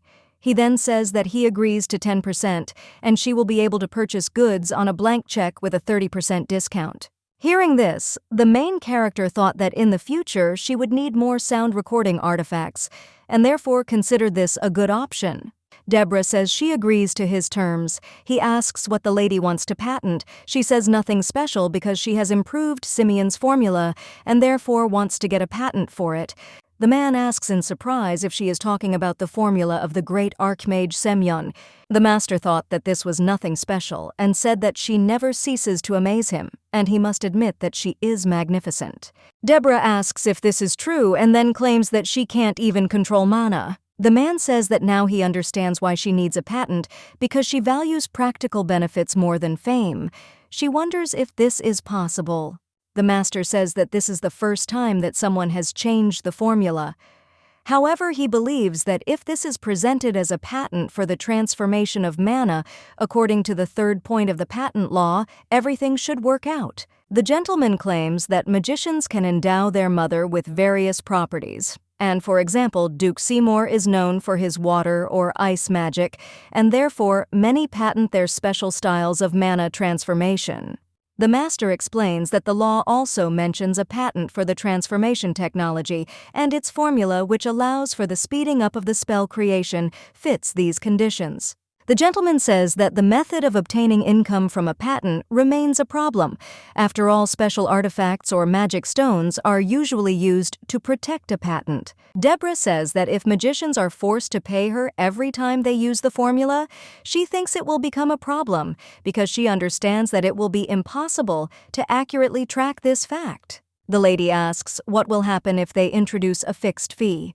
She explains that for using the formula, the magician will pay her a certain amount every month, and this system can be made automatic. Deborah explains that until a person decides to abandon the formula, the money will continue to flow to her, and a fixed amount will reduce the likelihood of protests. The master asks in surprise how she even thought about it, and then says that she invented a way to make easy money. At this time, the main character thought that she simply had a lot of experience, and she thought that all 4 silver ones would be enough because she understood that this was much lower than the fine. The master says that she said correctly since legal fines are very high and not less than 30 gold. The gentleman says that he thinks it would be better to raise the price to 7 silver coins because he thinks that magicians are mostly wealthy people. He suggests that she not publish all the formulas at once but do it gradually. After all, that way she will be able to gradually increase the price. Deborah understands that thanks to him, everything was resolved quickly, and he really likes to extort money from people. She says that now she has a stable source of income. The main character saw an invitation to a scientific and technical conference of magicians and thought that she was lucky to be born again, with a beautiful face and a strong intellect. But she receives an invitation not to a party, but to a conference. The young lady understands that now all that remains is to advertise the new formula and attract more people. The butler informs the lady that Mrs. Helen asked to be informed that she has brought a dress for the Spring Flower Festival. The designer explains that for this dress she used light pink silk, and this design will highlight her shoulders and graceful neck. The lady claims that as a lady she asked for more pink gemstones. Deborah says that it is, of course, very cute, but she doesn't like it at all and it's not her style. The lady explains that there are too many frills and asks if she thinks the bow matches her look. Then she says that she feels like she brought someone else's order. Helen apologizes and then explains that she was thinking more about it matching her pink diamond than her personality. At this time, the main character thought that the pink diamond was originally supposed to go to the pure and innocent Mia and not to her. The young lady believes that if the dress was intended as a background for a pink diamond, then no matter what it won't suit her because besides, she added too many stones. Deborah suggests Helen to forget about the diamond and come up with a design that suits her personally. She says that she likes the open shoulders and therefore suggests to leave this detail and use dark purple as a base color. The designer says she will do it as quickly as possible and apologizes for the wait. The main character thought that she had forgotten the most important thing because she did not understand what the point of a luxurious dress was if she needed a partner at the ball. The girl remembers that Deborah tried to invite Philip, but each time it ended sadly, and she does not understand who to invite this time. The butler tells the lady that she was given a gift and the girl became interested in who it was from. And when the lady read the letter, she realized that it was from Louis Gazelle. The servant asks the lady what to do with it since there is a whole pile of silver in this suitcase. Deborah tells him to take it away. And at that moment, she thought that they were clearly surprised because the previous Deborah was unusually hot-tempered, unlike her. The girl does not understand why she should throw it away since she can exchange it all for money. And in her thoughts, she thanked her brother for the useful acquaintance. The servant informs the master that Deborah did not burn Gazelle's letter, but even accepted his gift. Hearing this, Belek was surprised because he thought that she would simply throw away the chest because it was not from Philip, and he did not understand why she was so unpredictable. The butler asks the gentleman if he is okay, as he has looked tired lately. Belek asks what he expected as Deborah's antics are causing him more and more anxiety. Belek thought that the ugly duckling of the Seymour family suddenly creates an improved formula for mana, and the entire magical world begins to obey it, and this is enough to make him nervous.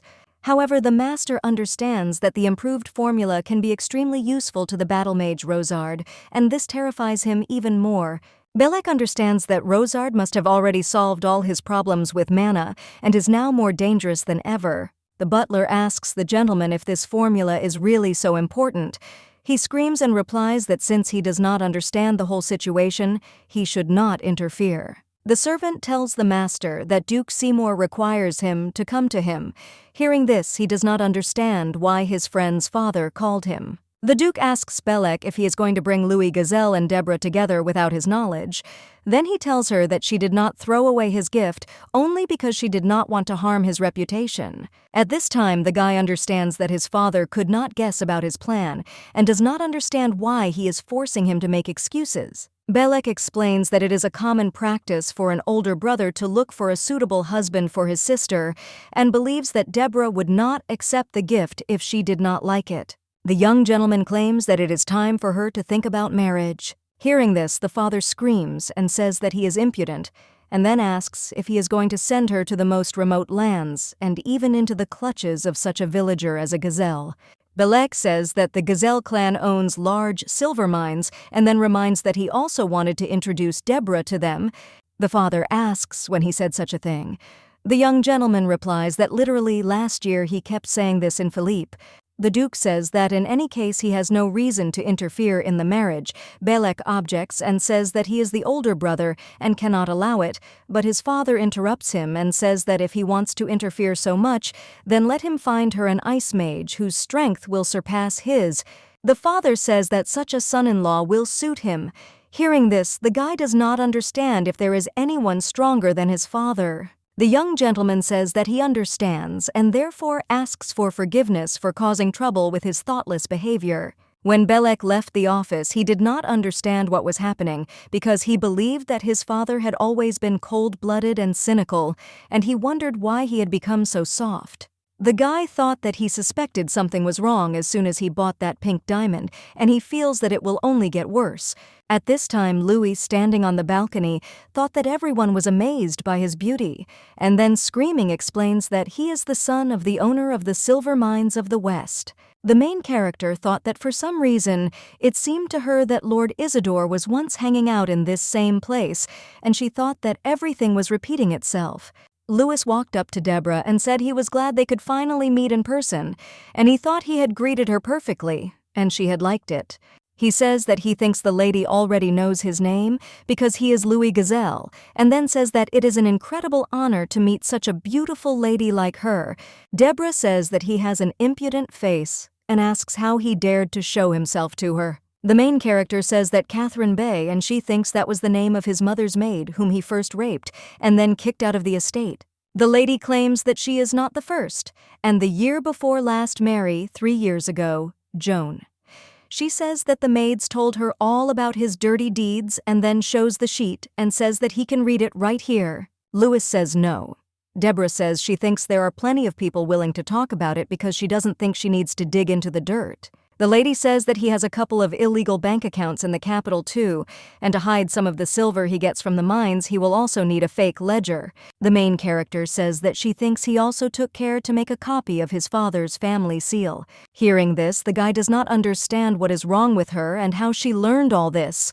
The girl claims that if his father or her brother Belek, who is ready to entrust her to him, finds out about this, she wonders what they will say. Louis asks the lady what she wants because he will do anything. She answers that it is simple and that he should never be seen again and that she should never even hear his name. The girl tells him to stay in his domain and not to dare to appear here and then says that she counts to 3. However, he immediately runs around. Deborah looked at the envelope and thought that this information could destroy a person, and she knew that Cheater would cope. And she wondered where he learned to get information like that. The servant informs Belek that Mr. Louis Gazelle fell from his horse and was badly hurt. He said that he will not be able to appear in society for some time. Hearing this, the gentleman does not understand why so suddenly, although he believes that his father did not like him anyway and therefore thinks that everything is for the best. However, he is somehow uneasy. The young gentleman looked at the garden and wondered why his father had changed it, because he understood that it was his mother's favorite rose garden.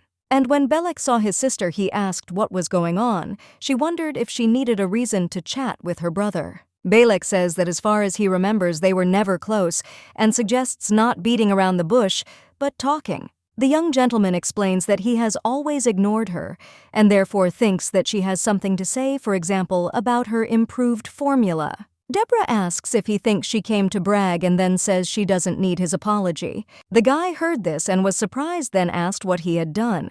She explained that all this time he had been calling her stupid and pathetic and also trying to set her up with a strange man. The girl explains that even his servant ignores her and she demands an apology. He claims that she really was a complete fool and offers to remember what she was like and then asks what else he could do.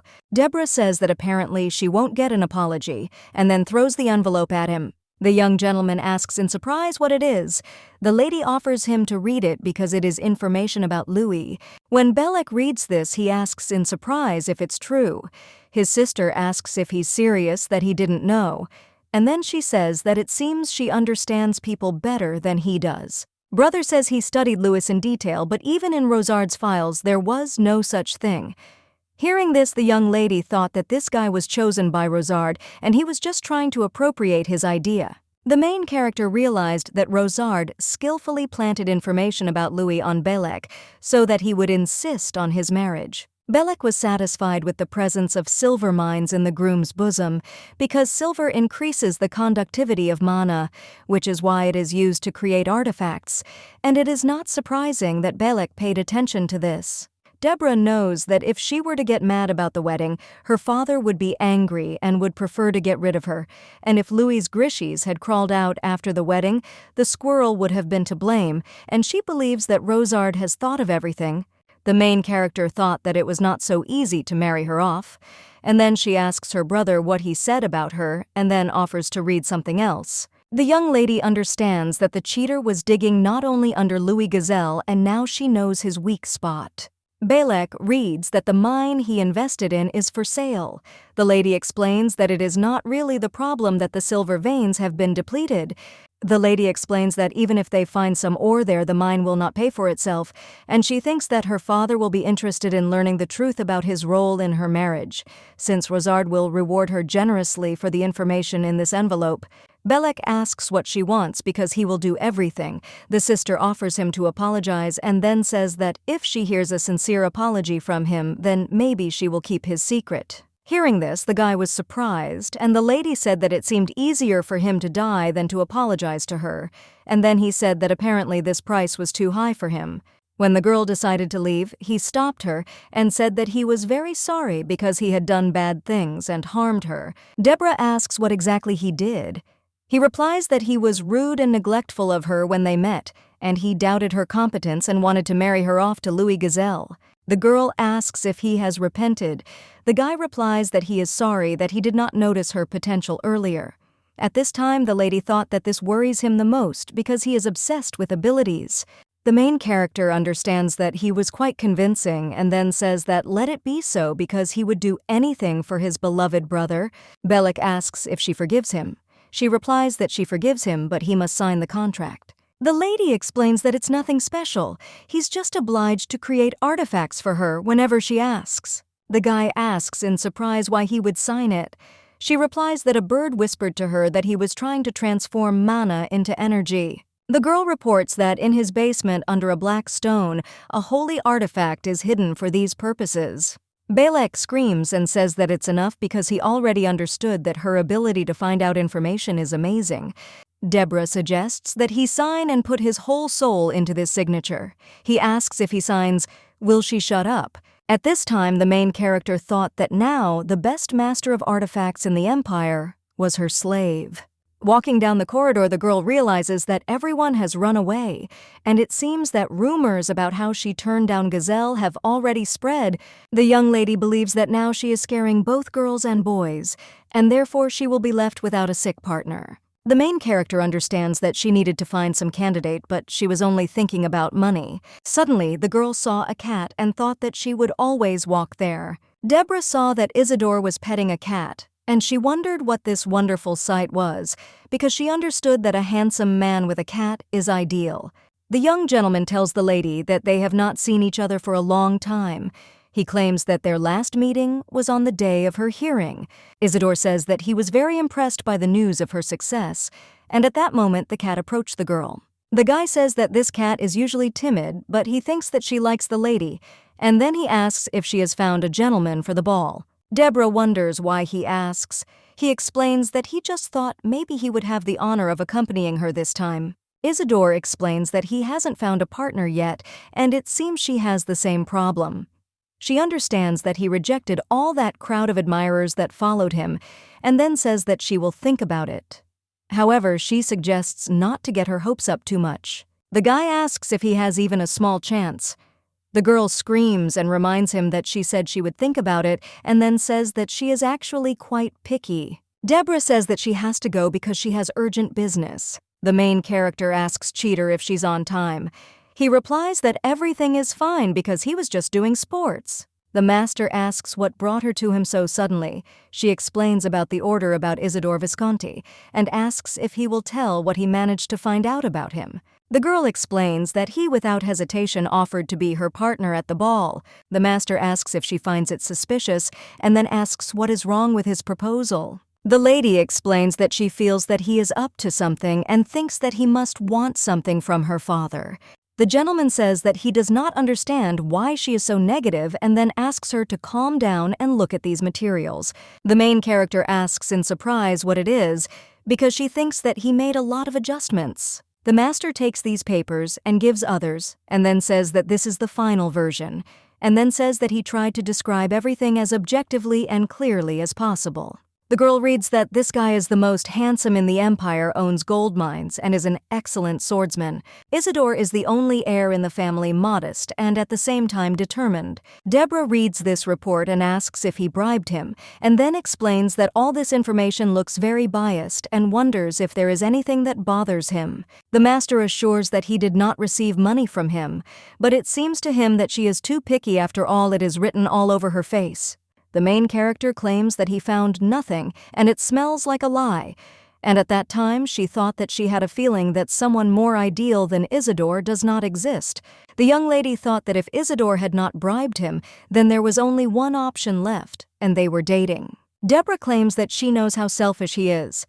The master replies that she is too suspicious and sees danger everywhere. The main character thought that it seemed he was upset because she did not admire Isidor. The girl reflects on the fact that Isidor is more complex than he seems, and the cheater has social connections, but even he hasn't found anything worthwhile, and now he always acts like his fan.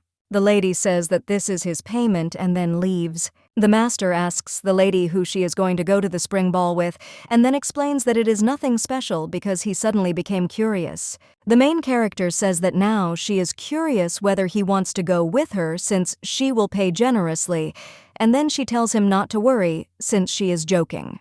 The gentleman says that it is not funny and she has a terrible sense of humor. Hearing this, the girl thought that there was nothing to be done because he was not lacking in directness. Deborah doesn't understand whether she will have to go with Isidor because she understands that everyone is avoiding her after the incident with Gazelle. On the day of the spring festival, all the aristocrats gathered in the central square. The heir of the Montes family personally helped the lady out of the carriage, and everyone was wondering who this lady was who was lucky enough to get Philip. The lady says that this is the famous Mia Benotia, and she heard that this lady is from a simple family, but has enormous power, and it seems to her that magicians with such pure power can be counted on the fingers. After all, they say that her character is simply angelic. The seller tells the prince that he will show him where he can change clothes. In a few minutes, Mia comes out in a beautiful pink dress, and the man asks what the gentleman will say, and then explains that since he forgave them, they made a luxurious but cute design.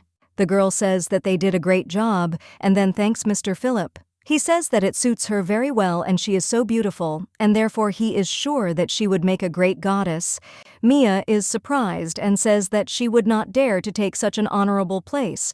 The prince says that then she would have to heal twice as many people and therefore thinks that it would be difficult. Philip says that the flower of their goddess is considered to be cherry, so during the festival all the girls buy these flowers. However, he thinks that none of them will look better than her. At this time, the prince thought that people like Deborah Novinica would be left out because she loved provocative clothes too much. He thought it was strange because before she constantly bombarded him with letters, and now there was silence. Philip thought that, however, it was none of his business, because this year the best flower would be Mia.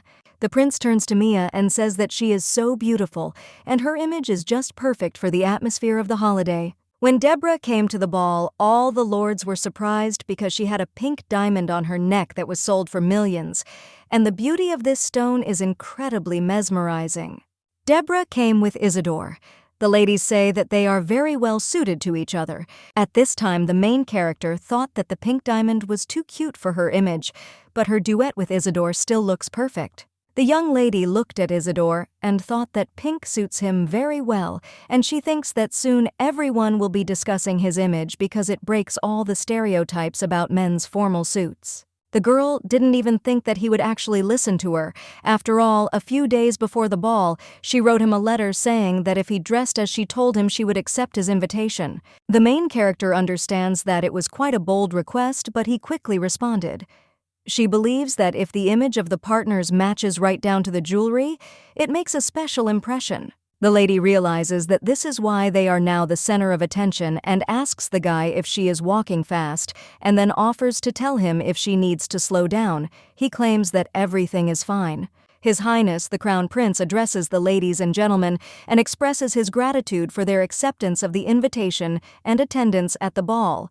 At this time, the main character understands that he is the prince, but it seems to her that his appearance is a little overrated. In the Empire, it is considered that blue is the color of the sea and sky, and also of majesty. And from there comes the word about recognizing blue blood and also the blue symbol of the imperial family. The girl understands that if everything goes well, one day this prince will become the emperor. Since the second prince is too weak, and the third was born from a woman from another country and cannot ascend the throne due to the prejudices of the nobility. Despite the fact that his mother loved the emperor, the aristocrats were categorically against his coronation. Isidor asks Miss Deborah to dance and she agrees. When the girl saw his hand, she thought that it was very big, and at that time she thought that she was so focused on the outfits that she forgot about dancing. The young gentleman asks Milady if she is nervous. The girl replies that she always dances like that and thought that he was too close to her.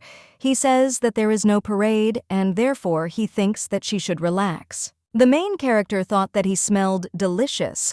The guy offers her to listen to the melody and then turns her sharply, and at this time she understands that she does not know how to dance but cannot say it. But she thinks that it is intimate. The young lady thinks that Isidor is doing a great job as the leading lady, but suddenly she steps on his foot. The young gentleman says that she dances well and is very strong.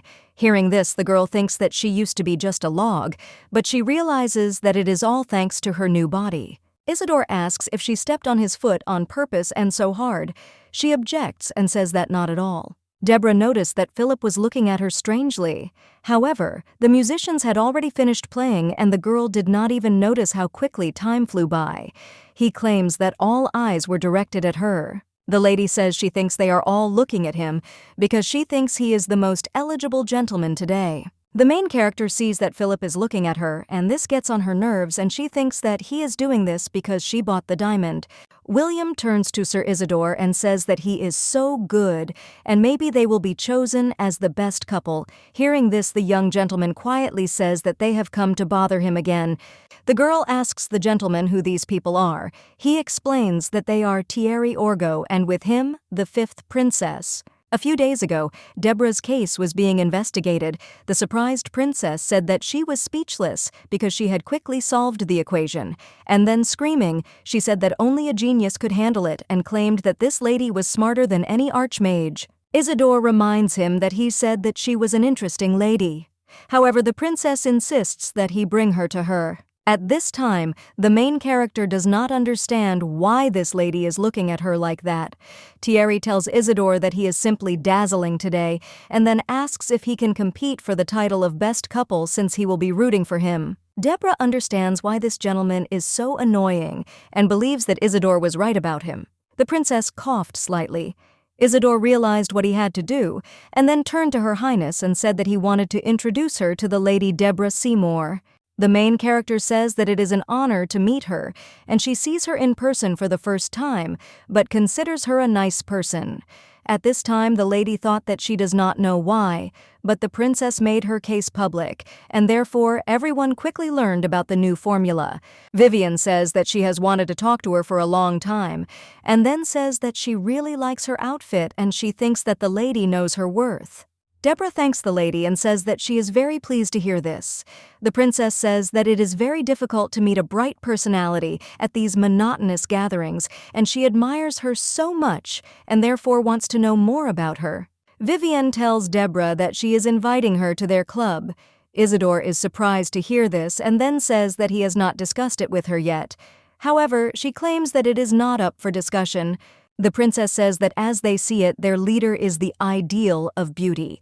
Thierry agrees with them and says that he is the most smug, handsome man in their society, and therefore offers to believe because the lady will not regret, and he guarantees it. Hearing this, the main character thought that, judging by the situation, the calculation was that she would not dare to refuse the public, and then she thanks them for the offer. The princess screams and asks why thanks and then insists that she just walk towards them.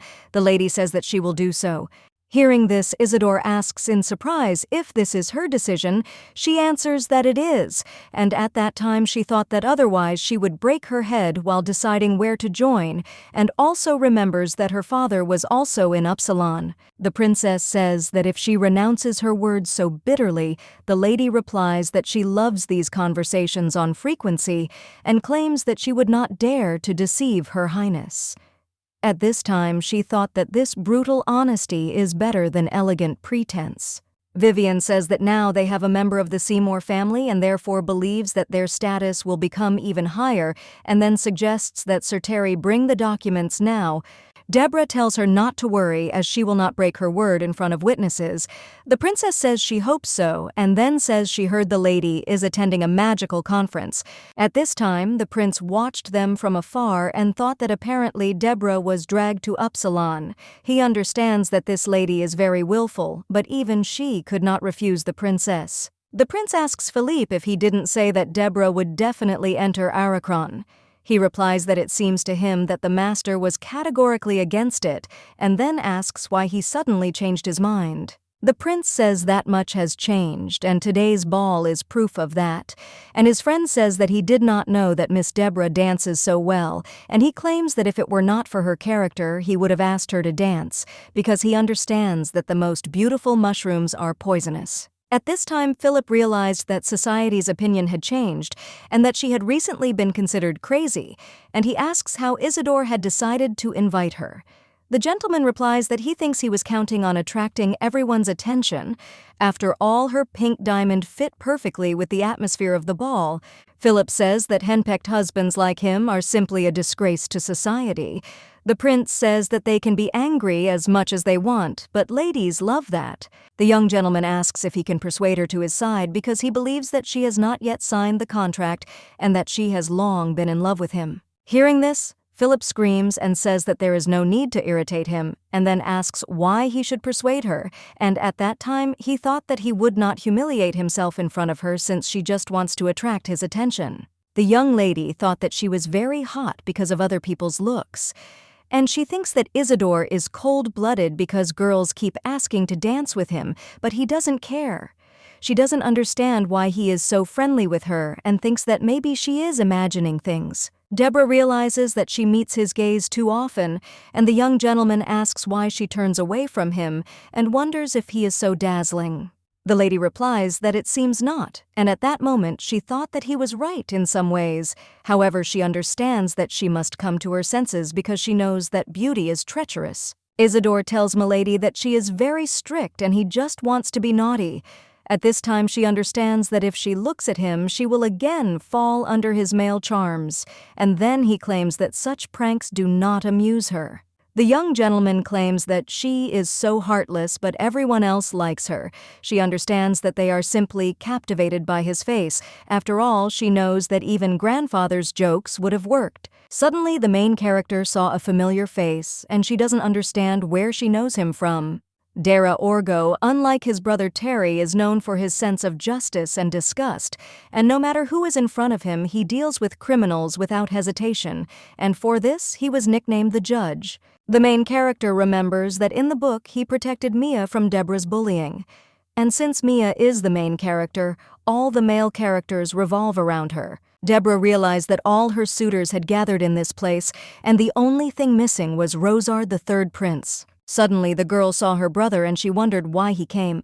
He tells Isidor that if Deborah threatens him, he should smear the handkerchief 3 times towards the window, and then suggests remembering this. The young gentleman turns to the lady and says that she seems to get along well with her brother. At this time, she thinks that it is immediately obvious that this is not the case. Isidor says that he is a little jealous of her, and then says that he has no sisters or brothers. However, the girl assures him that this is his happiness because it means that he has fewer enemies. The guy says she's funny and smiles. The girl thought that if only he knew how much effort it took her to pacify her brother, and then she looked at her watch and realized that the masquerade was about to begin. The highlight of the flower festival is the masquerade ball on the main square of the castle. Unlike the closed receptions, which can only be attended by invitation, this one takes place outside. Hiding behind a mask, you cannot care about status and have fun from the heart. However, the main character thinks that, unfortunately, she has other plans for the evening. Isidor asks if she will give him one more dance, and then says that he wanted to spend one last song with her. Deborah agrees and thinks that she will leave later than planned, but suddenly Philip comes and says that he also asks her to dance. The main character heard this and was surprised because she doesn't understand why all of a sudden Isidor says that he addressed the lady before him and shouldn't even hope that he will give in. Philip tells the sir that he forgot something and then asks if a girl can dance with only one gentleman at a ball and claims that it is not customary and therefore he thinks that it would be better for her to dance with him. The main character does not understand why everything is happening right now. Isidor replies that on the contrary, it seems to him that his persistence is even more inappropriate. The prince assures that his intentions are pure, and that he, unlike him, did not guard his lady all evening, and then asks if he noticed that no one else dared to invite Lady Deborah. The young gentleman suggests that he not stoop to making excuses and says that he did not follow the girl all evening and did not try to steal her from her gentleman. Philip says that he and Deborah have known each other for 5 years and once almost got married, and then he says that you shouldn't poke your nose into other people's business. Isidor claims that he is right because he thinks that it is really better for him to keep his nose out of his business. At this time, the girl does not understand what is happening because she thinks that everyone is looking at them. Deborah asks Philip since when he cares about her honor and reputation, and then says that all this time he has only caused her pain. He assures that this is why he finally decided to listen to her wishes, and asks if she really does not want to dance with him. At this time, the young lady thought that it was as if she was talking to a wall and thought that all guys were the same. The main character says that any dish will spoil one day and then says that it is just forgotten and rotten food on her table. Hearing this, Philip asks if she knows how a person feels when they serve him such food. She replies that it's as if they've thrown mud at him. The prince asks if she called him rotten food. The lady replies that she did, and therefore suggests that he not pretend to worry about her, and suggests that he find a partner because she wants to finish this ball with dignity next to the most beautiful flower. The guard asks Milady where she is going, and also wants to know where she got such clothes. She suggests that he just follow her, and at that time she thought that because of Philip, she had to dance again, and that is why she was almost late. Deborah came to the basement of the house behind the shop with ceramic pots, because there was a secret auction that took place every year on the day of the festival. The girl remembers that in the book, one of the lots of this auction fell into Deborah's hands. It was an ancient artifact that can warm up the sacred egg, and so the lady understands that it will be very useful to her and believes that she must get it. Agiasma's sacred animals in ancient times when the world of spirits was opened born from the connection of spirit and animal, Agiasmas roamed freely on the earth. They swept all their tracks to avoid the darkness that reigned in their world. However, something remained of Agiasma the immortal, and therefore if you get the right artifact, you can awaken this egg. The girl remembers that Dara Orgo gave her a white turtle, which he personally awakened with the help of an artifact. Agiasma is a white skull that is capable of driving out evil spirits and is also sensitive to demonic entities and senses cracks in the world.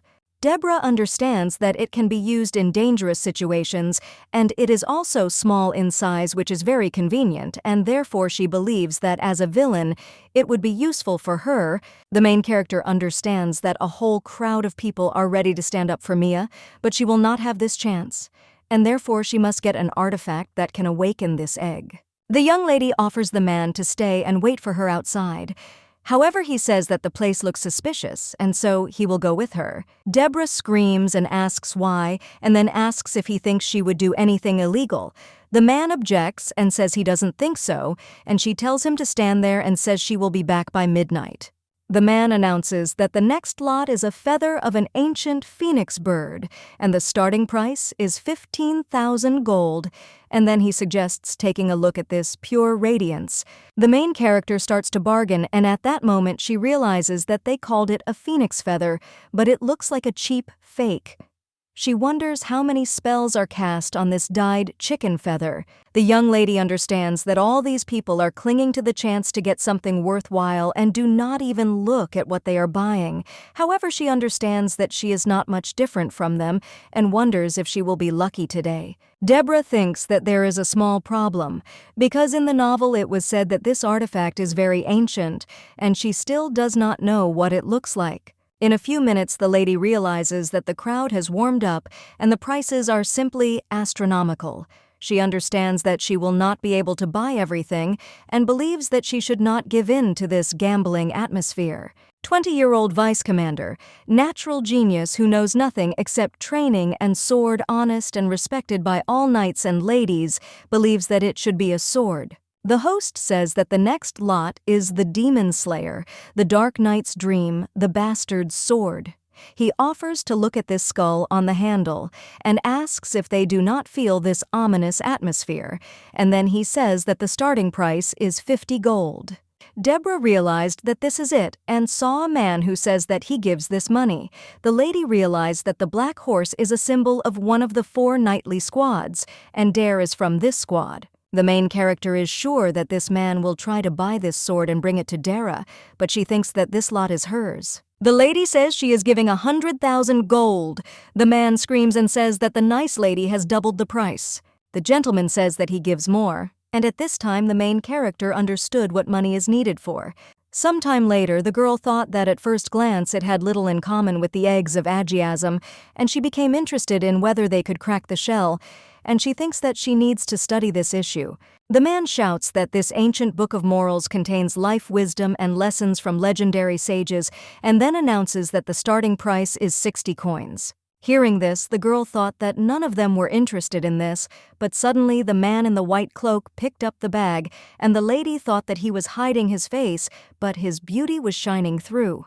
The presenter says that there are no takers, and she is sold at this time. The girl thought that a beautiful soul comes with a beautiful face, but suddenly a stranger approached Deborah and she does not understand why he did it. Isidor takes off his mask and says that they have met again. The young lady asks in surprise how he recognized her. He replies that they are very observant knights. The guy explains that her gait, her figure, her posture, all of this told him who was in front of him, and also that her hair was visible. Deborah asks him why he needs this thing and wonders if he wants to read the advice of an old moralist, or if he has other intentions. Isidor says that he can give it to the girl and offers to read it if she is interested. She claims that she does not care about the content. The guy says that he doesn't really need it either because he was taught the basics of morality and etiquette since childhood. He claims that she is lucky that this book is about something else. The lady asks in surprise what is in it. The young gentleman claims that it will be useful to her and the girl agrees to take it. Isidor asks if she wants to buy anything else. She replied that she had already bought everything, and the guy suggests going outside and admiring the fireworks because they will start soon. The main character understands that all the court magicians will gather to put on an unforgettable show and thought about what she wants to see because even in her past life she had never seen fireworks. Deborah agrees and suggests to go quickly. The girl saw a paper in the guy's hands and asks what it is. He answers that it is a fast travel seal. The lady says that they only need to take a dozen steps, and he asks if such a spectacle does not require the best seats, and then he takes the girl in his arms and says that there are 2 of them, and therefore it is better to stay closer. A minute later, the man says that they are already there. At this time, she does not understand where they are. Isidor reports that all city residents will see the fireworks, but he believes that they will have a better view there. The girl looked down and thought that if she fell from such a height she would definitely die. He said that it would start soon, but suddenly the lady heard a strange creak and thought that the balcony could collapse. Deborah grabbed the guy by the hand and screaming says that it is dangerous. He says that the lady is very active today. The girl realized that he decided to play a joke on her and asks about it. Isidor invites her to watch as they begin, and at this time it became very light from the beautiful fireworks. The main character watched this action with delight, and when she came home she thought that it was as if she had been in a dream, because in fact she really liked both the ball and the fireworks. However, the girl does not understand how to interpret the guy's words because she believes that it's all about his face. The butler asks the lady what happened because she was late, and the gentleman is very worried. She asks in surprise why he was there before her. He replies that it doesn't matter because her father is very worried. Deborah thought about going to see him. Then she came into the office and said that she was back. And at that moment she realized that he hadn't even looked back because he was so angry. The girl says that she was told that her father was worried about her. He replies that she thinks too much of herself because he only asked when she would arrive, and his assistant exaggerated everything. Her father says that she must have had a good time because she looks happy. At that moment she thinks that he looks very sullen. The gentleman asks why she is so rumpled. The daughter explains that she was at the night market. Hearing this, the father screams and claims that Visconti is a scoundrel who took her to such a terrible place. The Duke says that this is a meeting place for bandits and swindlers and believes that it was not for nothing that he had a bad feeling. At this time, the girl thought that it seemed that he simply did not like Isidor. In the morning, Isidor personally came to their estate to take her to the palace. It is a common thing in high society when a gentleman meets his lady with flowers. The father screams and says that he is a boring turkey. At this time, the girl thought that he did not like the color pink and thinks that he is very conservative. The Duke asks if he left her alone with all that rabble. She replies that she went to the night market on her own and that it has nothing to do with Sir Isidor. He asks who in their right mind would go there of their own free will. The daughter explains that she found out that a very rare item would be presented at the auction and decided to make sure, and then shows her father the book. The gentleman says in surprise that this book was written by Belman Seymour, the head of the family in the 6th generation. He was a goblin, so the handwriting looks like a cipher, and the text can only be read by reflecting it in a mirror. The father says that it turns out he left his memoirs, but the girl interrupts him and says that this is her gift for him. Deborah explains that she thought the auctioneer had exaggerated its value, but everything turns out that the gift was a success. He asks in surprise if she left the ball for such a dark and dangerous place just to buy a gift for him. The girl assures that this is true, and then asks if she can go because she thinks she doesn't look her best. The father suggests that she take a good rest because he understands that she is very tired. The daughter suggests not to worry about her and then wishes him good night. Suddenly, the main character fell to the floor and her father asked in surprise what had happened. The girl screamed and said that it couldn't be because her pink diamond was definitely in her inside pocket, and then she said that it was missing.